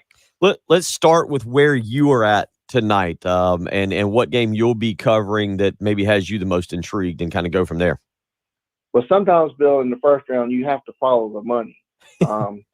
So, and we, the prep writers across the state, we're a pretty tight-knit group. We text all week long and talk about different things. My buddy Ian Guerin, he works for my Ori News over towards the beach area. They have Socastee coming to Dutch Fork tonight. That's going to be a tough road for Socastee to handle. I just found out their quarterback's even out. They've only won 1 or 2 games this year. And we all know what Dutch Fork is, the 5-time defending state champion. But I'm going to help Ian out tonight and cover that game for him. So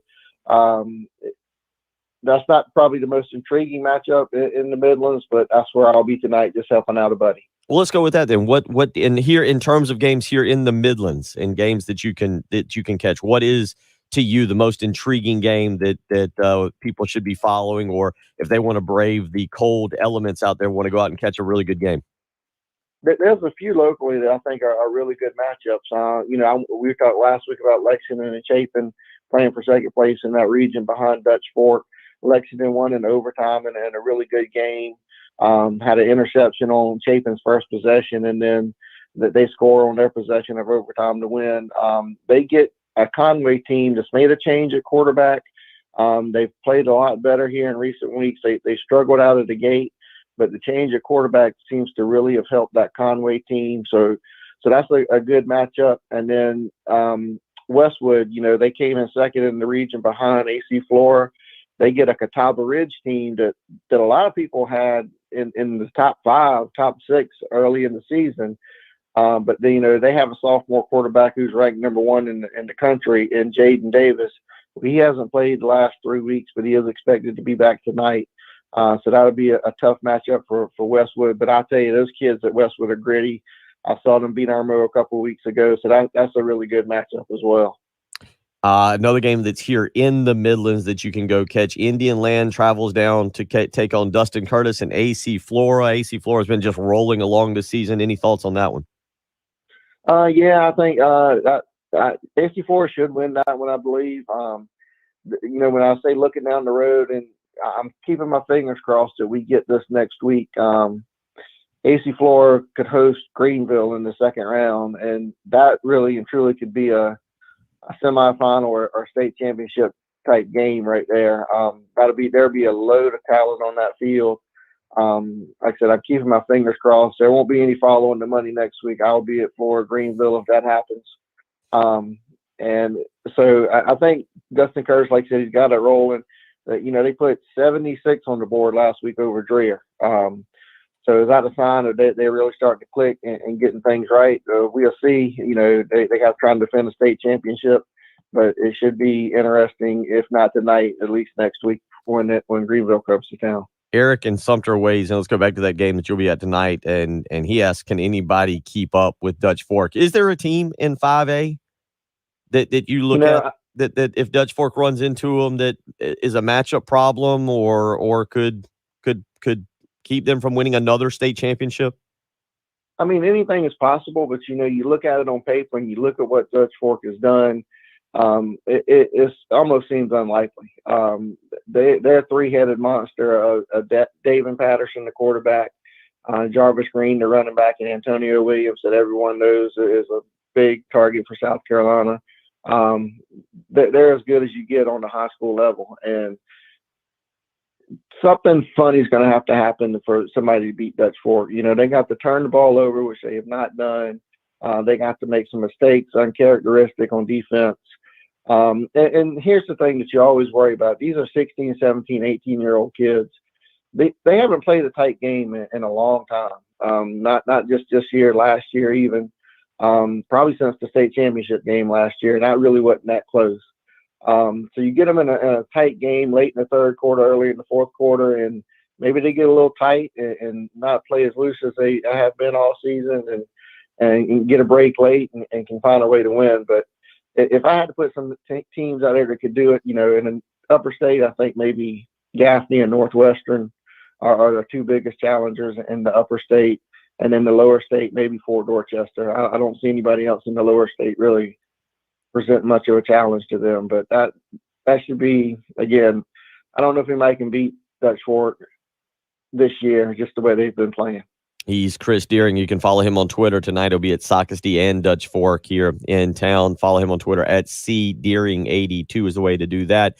Justin weighs in on the Cool Care Heating and Air text line. He has thoughts on White Knoll as they travel to Sumter tonight. Well, that was a big win for White Knoll last week. We talked about that game a little bit. They played River Bluff in the winter, obviously got into the playoffs. I do think they've played better as the season's progressed. But that's a tough task. That Sumter defense is one of the best in the state. It's going to be hard for White Knoll to go over there and score points. I played a couple times at Sumter. That's a tough place to play too, down sort of in that valley. So it'll be interesting to see if White Knoll can keep it going a little bit. They found a little bit of offensive last week with Frederick, the running back. So tough task though, but they don't score a lot of points. They 18, 20, 25 points a game, and they rely on their defense to do the rest. Again, he's Chris Deering joining us this morning here as we look at a few other games. Region 3 or I guess Division 3A here. Couple games that'll be played tonight here in the Midlands if people want to get out and check them out. You've got Loris coming to Gilbert, Seneca at Lower Richland, and Waccamaw coming right down the road from us. They will be at Brooklyn Casey. Just quickly, thoughts on those particular games? Yeah, I'd say I really like this Lower Richland team. They've been sort of under the radar all season. They got a receiver that I really like in Nate Branch. Robert Adams, the quarterback, has played really well. They got a chance to make a good run. Marlon Taylor is the coach at Lower Richland now. He's in his second year. He was under Tom Knotts at Dutch Fork for a long time. Marlon got sort of dealt a tough hand last year. He didn't get to see his team even in person until July because of COVID.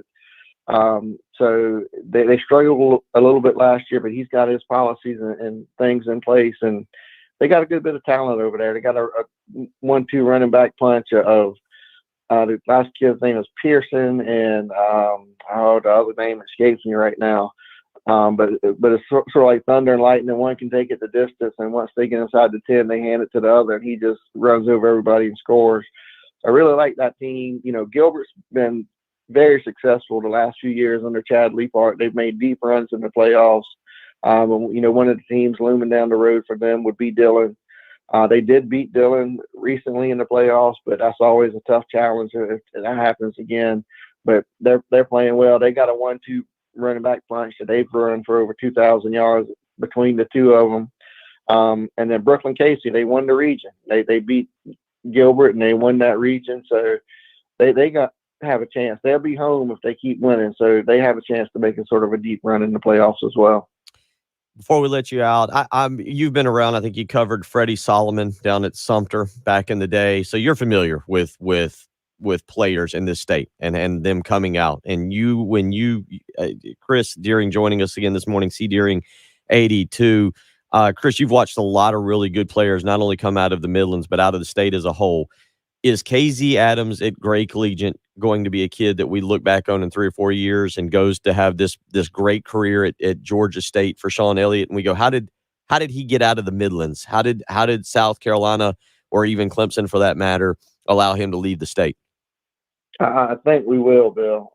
That he is a really great kid. He's a great football player. The most amazing thing about him is he never steps off the field. He plays defensive well. He's a defensive back. He probably would be recruited as a defensive back if he wasn't such a good running back. He plays all special teams. He's just a fantastic football player. He's one I label as a football player. He does a little bit of everything. And I do think, the schools in this state have missed the boat on him. Big pickup for Sean Elliott and that staff over at Georgia State. But, time will tell, but I do think they missed on this kid. He's really good. We appreciate you joining us. You can check out his work at Prep Red Zone Network. Does a fantastic job. Chris Deering joining us. Stay warm tonight, buddy. He will be at Sagasti Dutch Fork. Yeah. Stay warm over there. Gloves in the press box. Is it an open press box over there? Oh, there's no press box for me. Come on, Bill. You got to walk the sideline. He's right there offering Tom Knott suggestions. We've just discovered the secret to Dutch Fork success. Chris Deering on the sideline calling in the ball plays. That's what it is? A little bit of that. When it gets out of hand, I do ask if I can call a play every now and then. So we'll see what happens tonight. Good luck, buddy. Stay warm over there and good talking to you as always. Yes, sir. Y'all have a great weekend. You too. Chris Deering joining us this morning. Again, follow him on Twitter at CDeering82 is the way to do that. Good luck to all the parents, all the players, all the coaches tonight that will be traveling. Travis weighing in on our Buford Lending live stream. His son playing for Chapin, and we'll be heading down to Myrtle Beach tonight to take on Myrtle Beach. Safe travels to Travis on our live stream, and good luck to his son. Good luck again to all the players, coaches, and families that'll be traveling around tonight. Fun time of the year. Cold. Patrick, do you remember playoff lacrosse? You didn't play football. You usually playoff lacrosse. Was playoff? No, playoff. Well, playoff lacrosse was ending in the summertime. Oh, okay. So it was actually nice. Lacrosse starts in high school. It starts in March, and college it starts in January. So Gotcha. Okay. It's the beginning of the season. That's terrible. My lacrosse knowledge limited. That's why we speak very little lacrosse here. I played golf in sleet. So yeah. Well, that's your fault.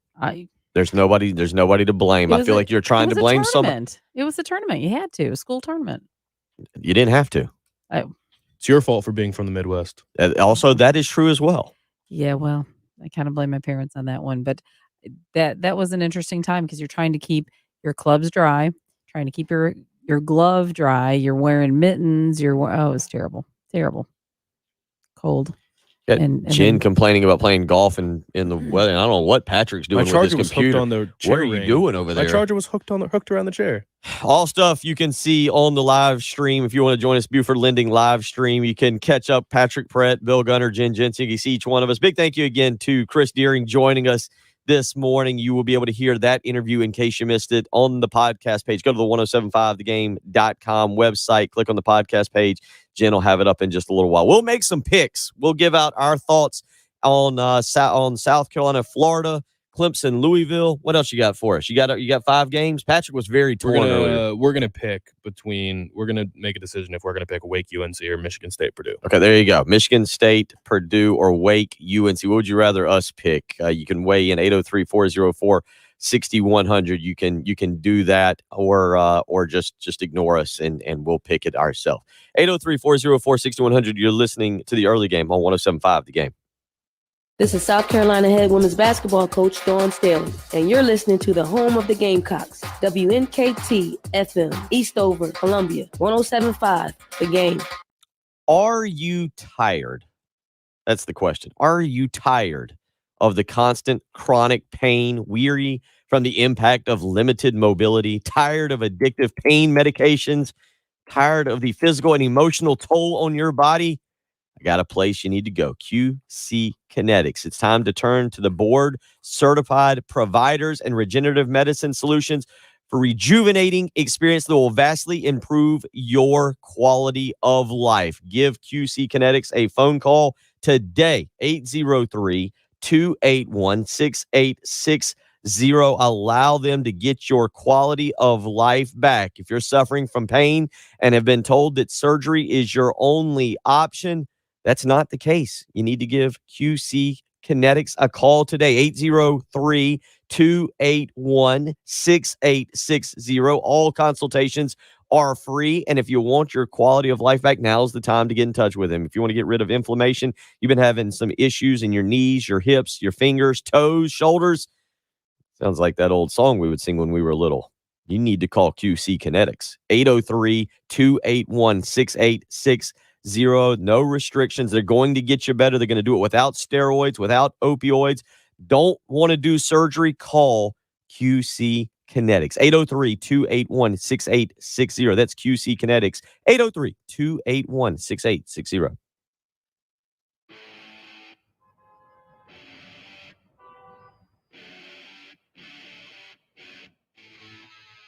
From the Shepherd's Glass Traffic Center, Shepherd's Glass, a true reflection of quality. shepherdsglass.com. Still have a few tie-ups out there working the earlier accident, I-20 westbound at I-77. Also I-20 eastbound at Highway 6, just about cleaned up. Charleston Highway at Dixiana Road, we do have a report of an accident there. Kaufman Road at Ulmer Road. And Nursery Road near Lake Murray Boulevard, an overturned gas truck on Nursery Road between Lake Murray Boulevard and Coldstream Road has that closed right now. So they're working on offloading that truck. So again, Nursery Road near Lake Murray Boulevard is closed at this time. Forecast for today, cloudy, breezy, 57 for the high, 56 tomorrow. Chances for those showers throughout the day, it looks like. But that forecast could change in the next 30 minutes. So just kind of pay attention and dress accordingly. Right now, it's 41 at 107.5 The Game. Sponsored by BioNTech and Pfizer. Festivals, football, the great outdoors. Some people.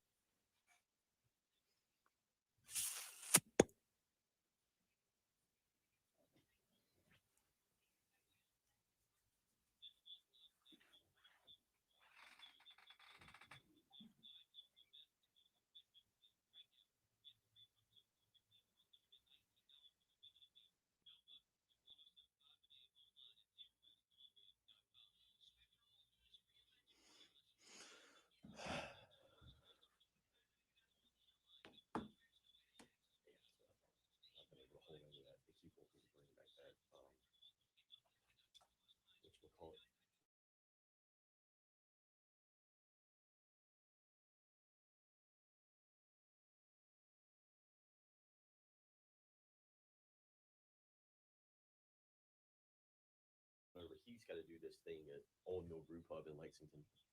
And I'm going to run by there in a little while and set up and just make sure that it works for him, or that mine works there. I assume it'll work.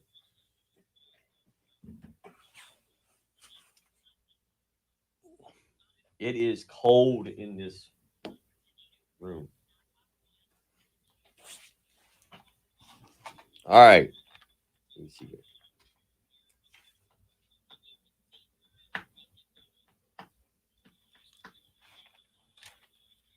Let me write our picks.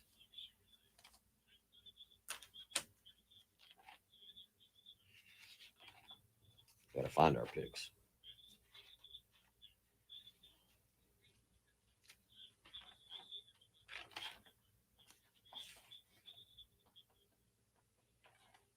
All right, here we go. Oh man,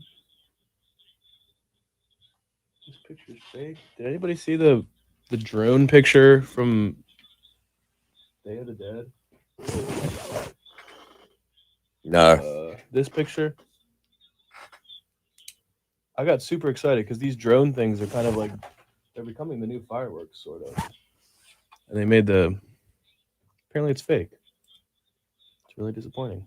All right. So as of last week, it was 10-4. I still need to go back to that 1 week and listen to what my lock was.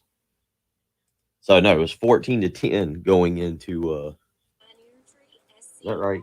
It was 10-4. Volleyball fun. Last week. Good call. Both of us had Michigan. We didn't win that. Both of us had Ohio State. We didn't win that. I had Florida. I had Auburn. You had Ole Miss. We both had Florida State. Florida State. Yeah, we both had Florida State plus 9.5. Oh yeah, at Clemson. Yeah. And you hit your lock was under 70.5 in the Wake. Yeah, you hit that, and I hit Rutgers. They actually covered. So both of us won. So you won 1. I won 1. So actually, we both had 3 last week. So you're at 13. And we know that I'm at least at 7, if not 9. Because we're still not sure the weekend that you had LSU Ole Miss under 76. We're not 100% sure what my lock was. I got to go back and listen today at some point. All right, so what do we got? SC at UF. Clemson at Louisville. What do we got? We got Auburn at A&M. What did we say? We're picking Wake? Is that right? Wake UNC. And what's the other one? Tennessee, Kentucky.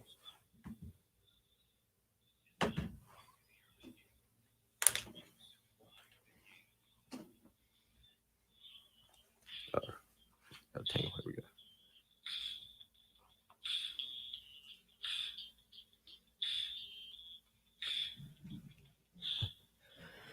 Oh, good luck to Robin on the Buford Lending live stream because of the weather.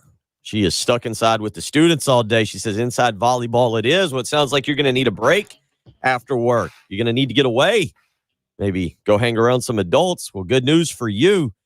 Go visit Heath Klein over at Old Mill Brew Pub in Lexington today from 4 p.m. to 7 p.m. for a chance to enter for your chance to win a $250 gift certificate to Garnet and Black Traditions. That's right.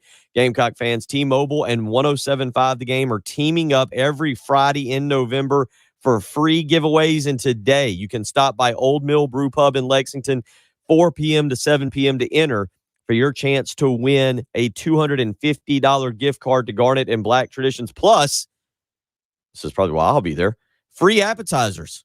That's what it says for me to read. So I believe that is truth in advertising right there, Jen.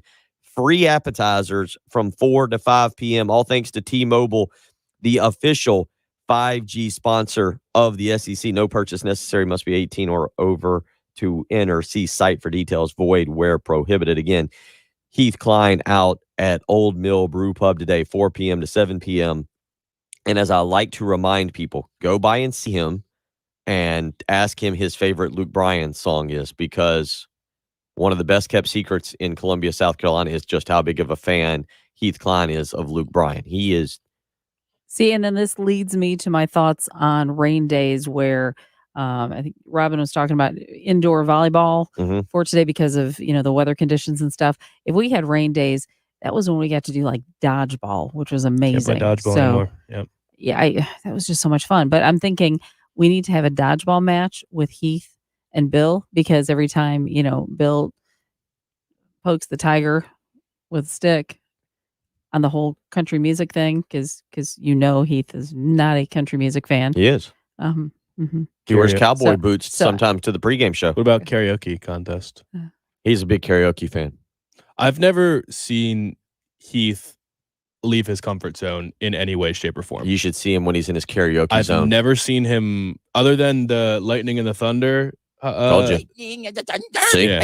That's the most Heath's ever left. I've never seen him attempt anything athletic. I've never seen him embarrass himself, really. Can we get that again? Because that, again, karaoke. Lightning and the thunder and the thunder. See, I'm telling you. You guys think Heath is just some radio host from 4 p.m. to 7 p.m.?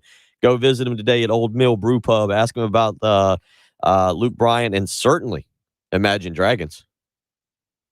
Certainly. I think he likes Country Girl. Shake It For Me. I told you. There you go. Heath Klein. Will weighs in on the Cool Care Heating and Air text line. And I think that this is, we asked Chris Deering about this, and it is going to be interesting to watch. KZ Adams, high school senior over at Gray Collegiate, has had a very good year. Will weighs in on the Cool Care Heating and Air text line, says, saw Juju McDowell a few times at the Gamecock walks. Have seen Adams play. You can't tell me KZ is any smaller than Juju. And he says, what do we have to lose? The fact that, Patrick, real quick, and then we'll make our picks. The fact that KZ Adams could play defensive back or running back, and I don't know if he could play at an SEC level. I used to do scouting. I don't do it anymore. I'm just basing it on production I've seen and the fact that South Carolina could use some speed and having local guys who run fast, never a bad thing. Yeah, I think fans just want you to always defer to the in-state guy. Gotcha. Yeah. I mean, that's a fair thing. Like a kid that probably grew up going to Williams-Brice Stadium, in the shadow of Williams-Brice Stadium, probably grew up a Gamecocks fan, maybe grew up a Gamecock fan, but give those guys the benefit of the doubt is generally the mindset of a local fan. Very, very, certainly. Salvador weighs in. Rain is a good thing. It's got to be Heath's favorite Luke Bryan song. I think that one's a little too slow for him. He's more of an up-tempo Luke Bryan kind of guy. The One Margarita song, I believe, is his new one. That's a good one. That's a good one. Yeah. 803-404-6100 if you want to weigh in. What is Heath Klein's favorite Luke Bryan song? Again, go visit him today, 4 o'clock to 7 o'clock at the Old Mill Brew Pub out in Lexington. You may even run into me there. I may stop by and say hello as well. Time for that weekly segment that we pick football games. Patrick does well. I do not. So listen to Patrick, not to me, or fade me. Take Patrick's picks. We do a poor job on this show of keeping track of it. We're professionally sloppy, chaotic at times is what people would say. We know that Patrick has 13 points in our pick'em. Brian Glenn has told us that he will make a very hot pizza with peppers, and one of us will have to eat. I think that's what we're just going for as punishment now. We'll live stream that in December from Village Idiot. But Patrick has 13 points. I at least have 7 that we're aware of. I may have 9. I did not write down my lock of the week. Patrick, I believe this was 2 weeks ago. Yes, 2 weekends ago. I did not write down my lock of the week. I was too excited to be heading off to Vegas, so we're not sure. I usually don't forget my wins. Yeah. I usually forget my losses. I was in Vegas. I don't remember anything. We do have a podcast page. I'm going to go back and listen. Okay. At some point in my life, I'm going to go back and listen. 13-7, though, is what we have the score at right now. Patrick is up on me in our points contest on the pick'em. So this week we've got 5 games we're going to choose from, and then our lock. Patrick, go ahead and do the honors. What is the first game we're picking today? We're just going to go in chronological order. Okay. So noon, ABC, number 9, undefeated Wake Forest traveling to Chapel Hill. 2.5 points. UNC is the favorite over the undefeated Demon Deacons. I don't have a big lean on this one either way. Like, Wake Forest is such a quiet, undefeated team right now, and maybe that's why they don't get enough love. If they beat UNC this week, they travel to a ranked NC State, or they come back and host a ranked NC State team next week. Maybe they'll get some more love. I think the better quarterback is Sam Howell. Who's better, NFL quarterback or going to be a better NFL quarterback? All this talk about is the ACC going to have an undefeated team miss the college football playoff because the ACC is so weak? I just can't imagine it comes to that. I can't imagine Wake Forest going 12-0. So I'm just going to go with my gut and say that UNC is the more talented team, and I'm going to pick UNC to win by a field goal. Wake Forest can score points, and if you look at it, North Carolina has been more than willing to give up points lately, especially to teams that maybe even aren't offensively potent. Florida State put up 35 on them. Miami put up 42 against them, and Notre Dame put up 44. Give me Wake Forest to outscore North Carolina. Would you say that over-under was? I don't know what the over-under is. It's like 70, I think. It's up there. Yeah, it's high. It's 77. Yeah. I think massive. I think Wake Forest scores a lot of points in this game, and North Carolina, Sam Howell not having the year. So you went North Carolina, I go Wake Forest. Next up. 3:30 CBS. Biggest game of the weekend is going to be Auburn A&M. A&M's laying 4.5 at home. Not a night game. Auburn's, I think, very good. I think Brian Harsin, we might have clowned some of the coaching hires in the SEC and been completely wrong. Brian Harsin looks like a great hire. Mike Bobo's offense is working. Tank Bigsby is one of the best running backs in the country, probably top 3. I think I like Auburn to cover the 4.5, and I even sprinkled a little bit on the money line. I think, weirdly, Auburn might have the better quarterback, too, which is a crazy thing to say when it's Bo Nix. Yeah. But I think I'm going to take Auburn. I'm with you on this. I'm going Auburn. You know what? It's a conversation I hate having because we just don't know. Ted called in earlier in the program and talked about the offense for South Carolina last year. And I got to admit, if South Carolina had Mike Bobo as offensive coordinator, obviously we could debate that one until we're blue in the face. Things might be entirely different. Things are working. Bo Nix, you're right. Strange. Bo Nix is a weird thing to say. Bo Nix looks like a good player. And I like A&M.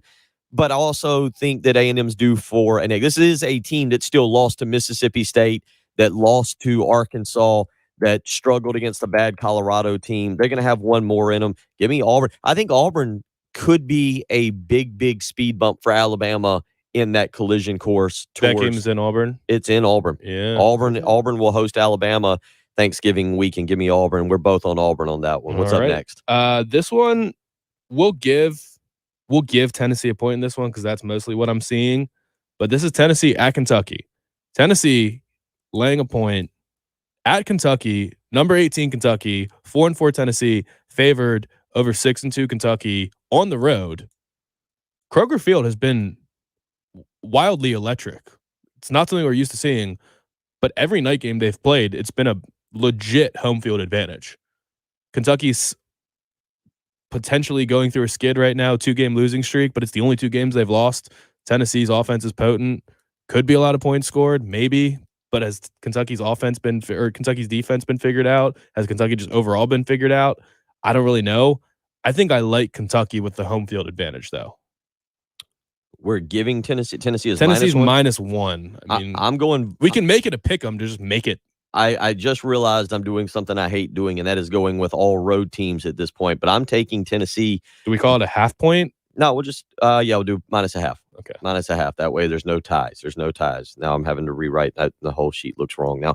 I'm going Tennessee. People forget Tennessee is playing really well, and they're coming off a bye week, and this has kind of gotten lost in a little bit of the SEC storyline. Tennessee hammers Missouri with 62, hammers South Carolina with 45. I know both Missouri and South Carolina not very good, but they were competitive against Mississippi, had a chance to win that one at the end.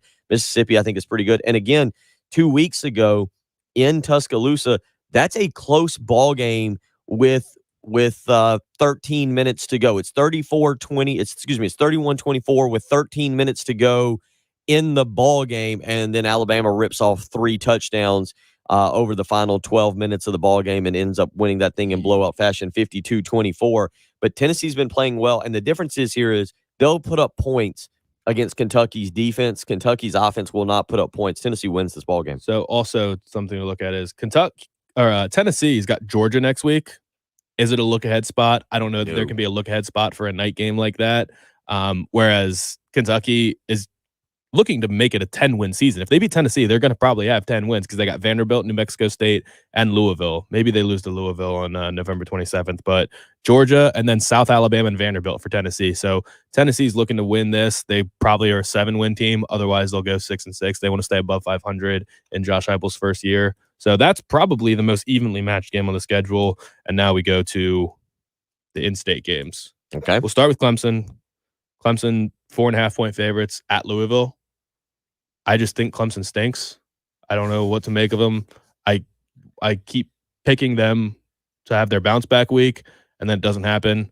I don't think they're bouncing back. I don't think Louisville's that great either. Malik Cunningham's electric, though. I'll just pick Louisville with my heart. Oh, 4.5. just minus 4.5. I mean, Clemson can win by a field goal. Neither team can score points, so if it's 4.5, I'll just count on it being a field goal game either way. I don't like Louisville. I don't like the way they're playing. They got ripped by North Carolina State a couple weeks ago. They beat a bad Boston College team by 2 touchdowns. Got beat by Virginia. They have one player essentially. I'm not. This Louisville team does not impress me. Maybe I'm stuck too much on the Ole Miss game to start the season. Give me Clemson. I'm not a particularly big fan of Clemson either, but I just in this game. Clemson, it's one of the, and I know Clemson struggled against Georgia Tech and Boston College. I think Clemson may have found a little bit last week and enough to win by a touchdown here in this game. I'll take the Tigers. We're split on that one as well. All right, and then wrap it up. 7:30. What do you got? 18.5 is the number we're going with for Florida. It's hard. It's hard not to pick Florida. It's really hard not to pick Florida in this game. The only reason and I'm still trying to make a decision as I talk my way through this.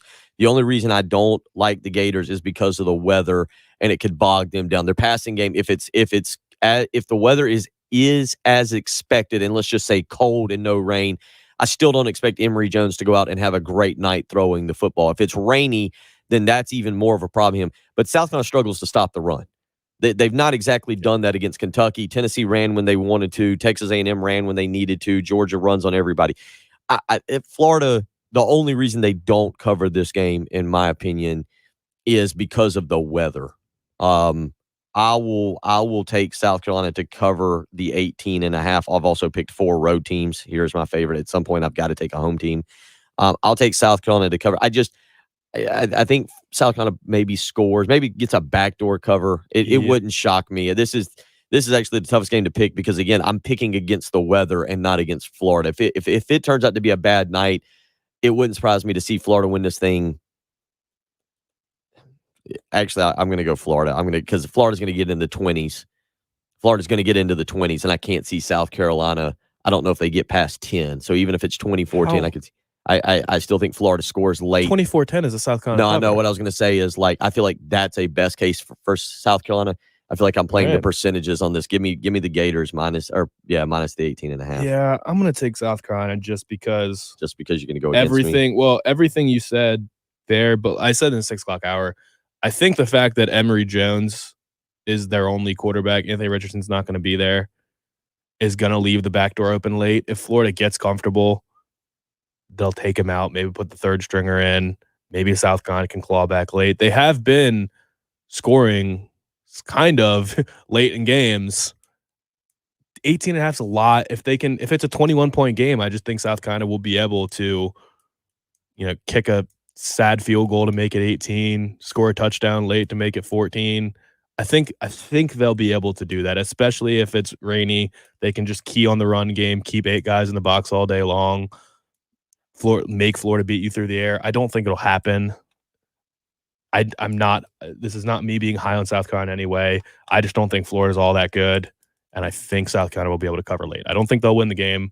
I think it's probably a 14 to 17 point loss. So we'll get to our locks here in just a second. But right now, I think we're split on pretty much everything. I've got Florida. You've got South Carolina. We like Auburn. That's it. You've got Louisville. I've got Clemson. We both like Auburn. Yep, we're split. I took Wake Forest. Patrick took North Carolina. I took Tennessee minus a half. Patrick took Kentucky. So this is separation Saturday here for us, or at least for me, comeback Saturday. Lock of the week, I'll go ahead and tell you mine. I'm a big fan of North Carolina State getting the job done in Tallahassee. It's a 2.5-point spread. Florida State off of that loss to Clemson last week, in which they, again, are playing better.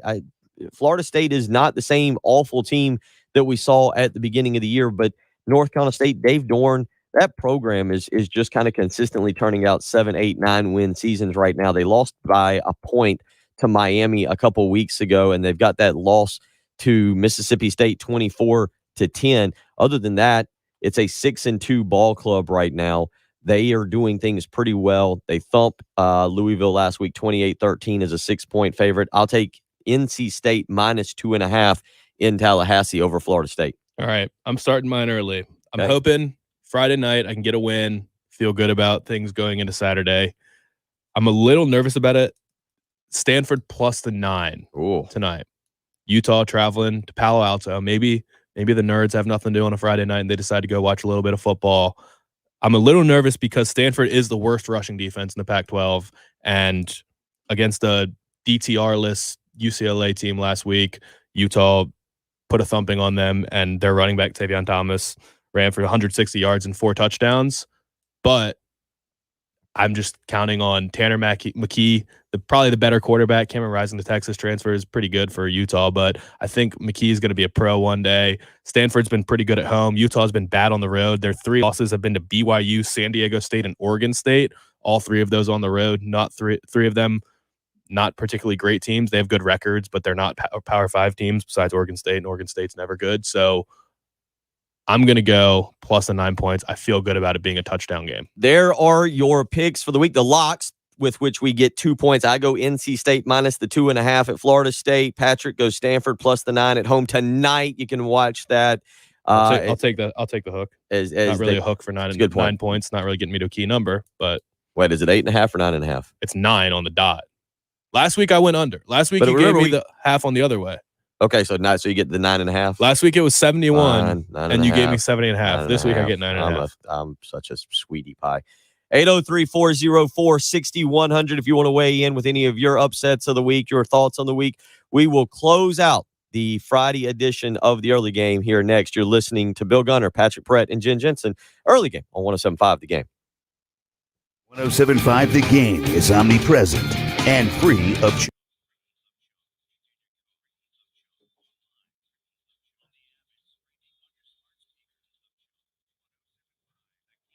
It's cold. It's cold. There's no other way. I've been warning people. I know that it's going to be nice kind of next week. We're actually going to go back into the 70s for a few days, but then the weather is going to turn on us again, and it's going to be cold for the rest of the winter. It's going to be miserable.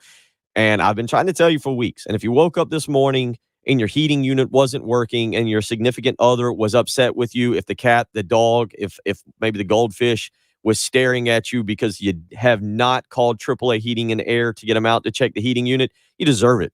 You deserve it. But don't make that mistake today. Call them now, 803-677-1500. Roy and Dana Finley, they want to treat their customers like family, and they don't want their family to be cold during the winter. They want you to be warm. Right now, $59. AAA Heating and Air will get out to take care of you and your family. They'll do an inspection on your heating and air unit, make sure everything's working fine. If they find anything wrong, they're going to take care of you. Now, the best part of taking care of you is they offer you a 15-year parts and labor warranty. I talk about that all the time because that means they're going to be right there with you. If something goes wrong, the 15-year parts and labor warranty guarantees that AAA Heating and Air is coming right back out to get it fixed so you stay warm in the winter, cool in the summer. But the other parts to that is if something's wrong with your heating and air unit, you need to get it replaced. They offer you a $1,500 buyback.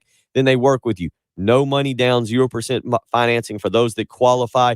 That's treating you like a family member and being there for you when you need them. 803-677-1500. That's AAA Heating and Air. Call them today. Tell them Bill Gunner told you to call.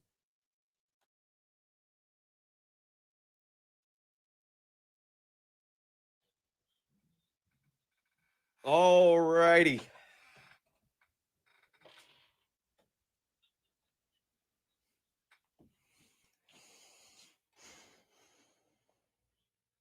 And thank you for acknowledging the stud of a man, Trey. I thoroughly appreciate that.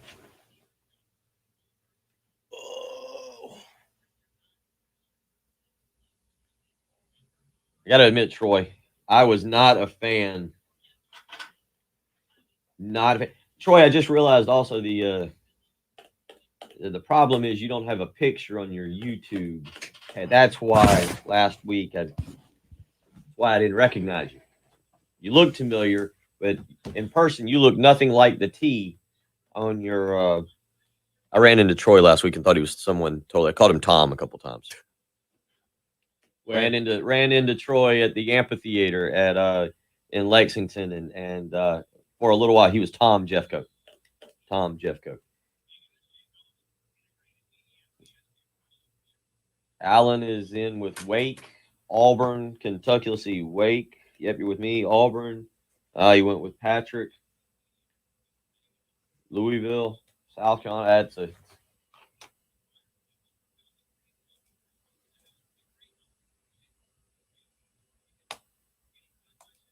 What were y'all? Oh, over under on attendance. William Bartlett. Yeah.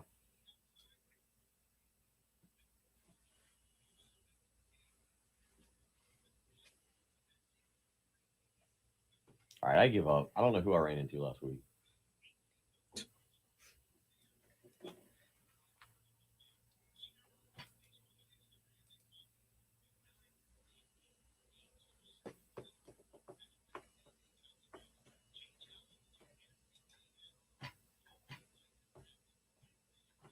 All right, I really just give up on who I ran into last week now. Unless there's two.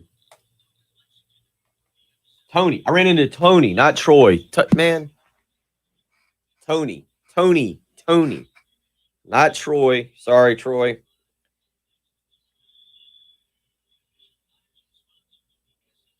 Yes, I ran into a Tony Jeffcoat. No, it wasn't Tom. It was Tony. It was Tony. I need less people. Like we got a Trey, a Troy, a Tony, a Tom. Patrick, are you taking the Purdue game? Are you in on Purdue? I think I bet a little Purdue money line. You took Purdue money line? Plus 170.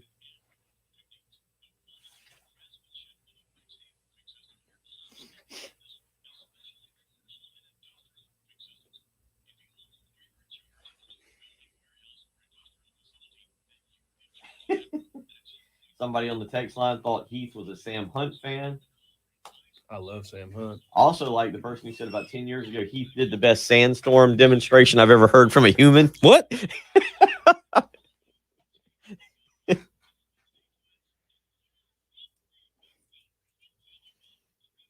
Yeah, I think Patrick I got Florida covering. 18 and a half. I got the Gators. I don't think South Carolina gets past 10. We do have a spot to cut. You just have a spot to cut after the show. Sleep number. Also, Gamecock Larry has called to revise his pick. Just FYI.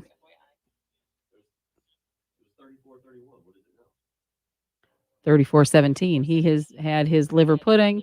He has had his grits. So, and some insulin. So he's thinking more clearly now. So on the live stream, I don't think y'all heard Jen. Gamecock Larry has revised his prediction, and it's now 34-17. Ooh. 34-17, not 34-31. I already bet the over. He's got the Gamecock defense just showing up. Yeah, Allen. I had Troy, Tony, Tom.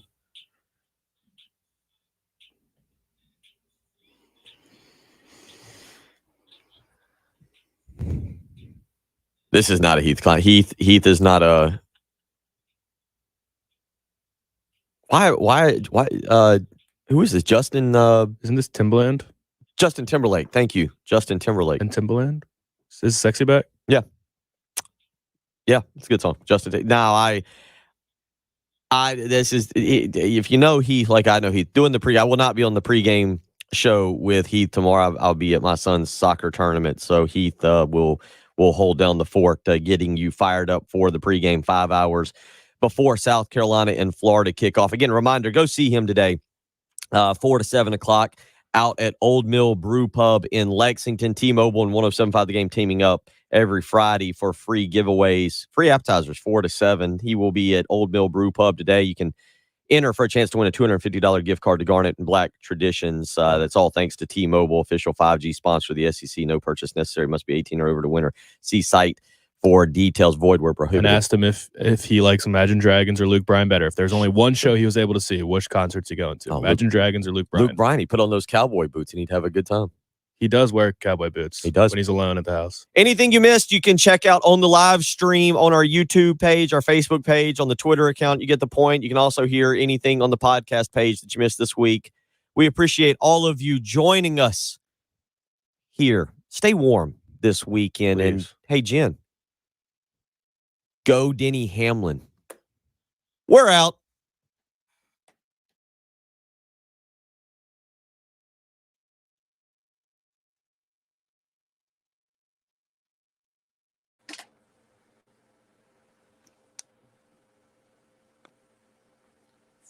Denny Hamlin gonna cry?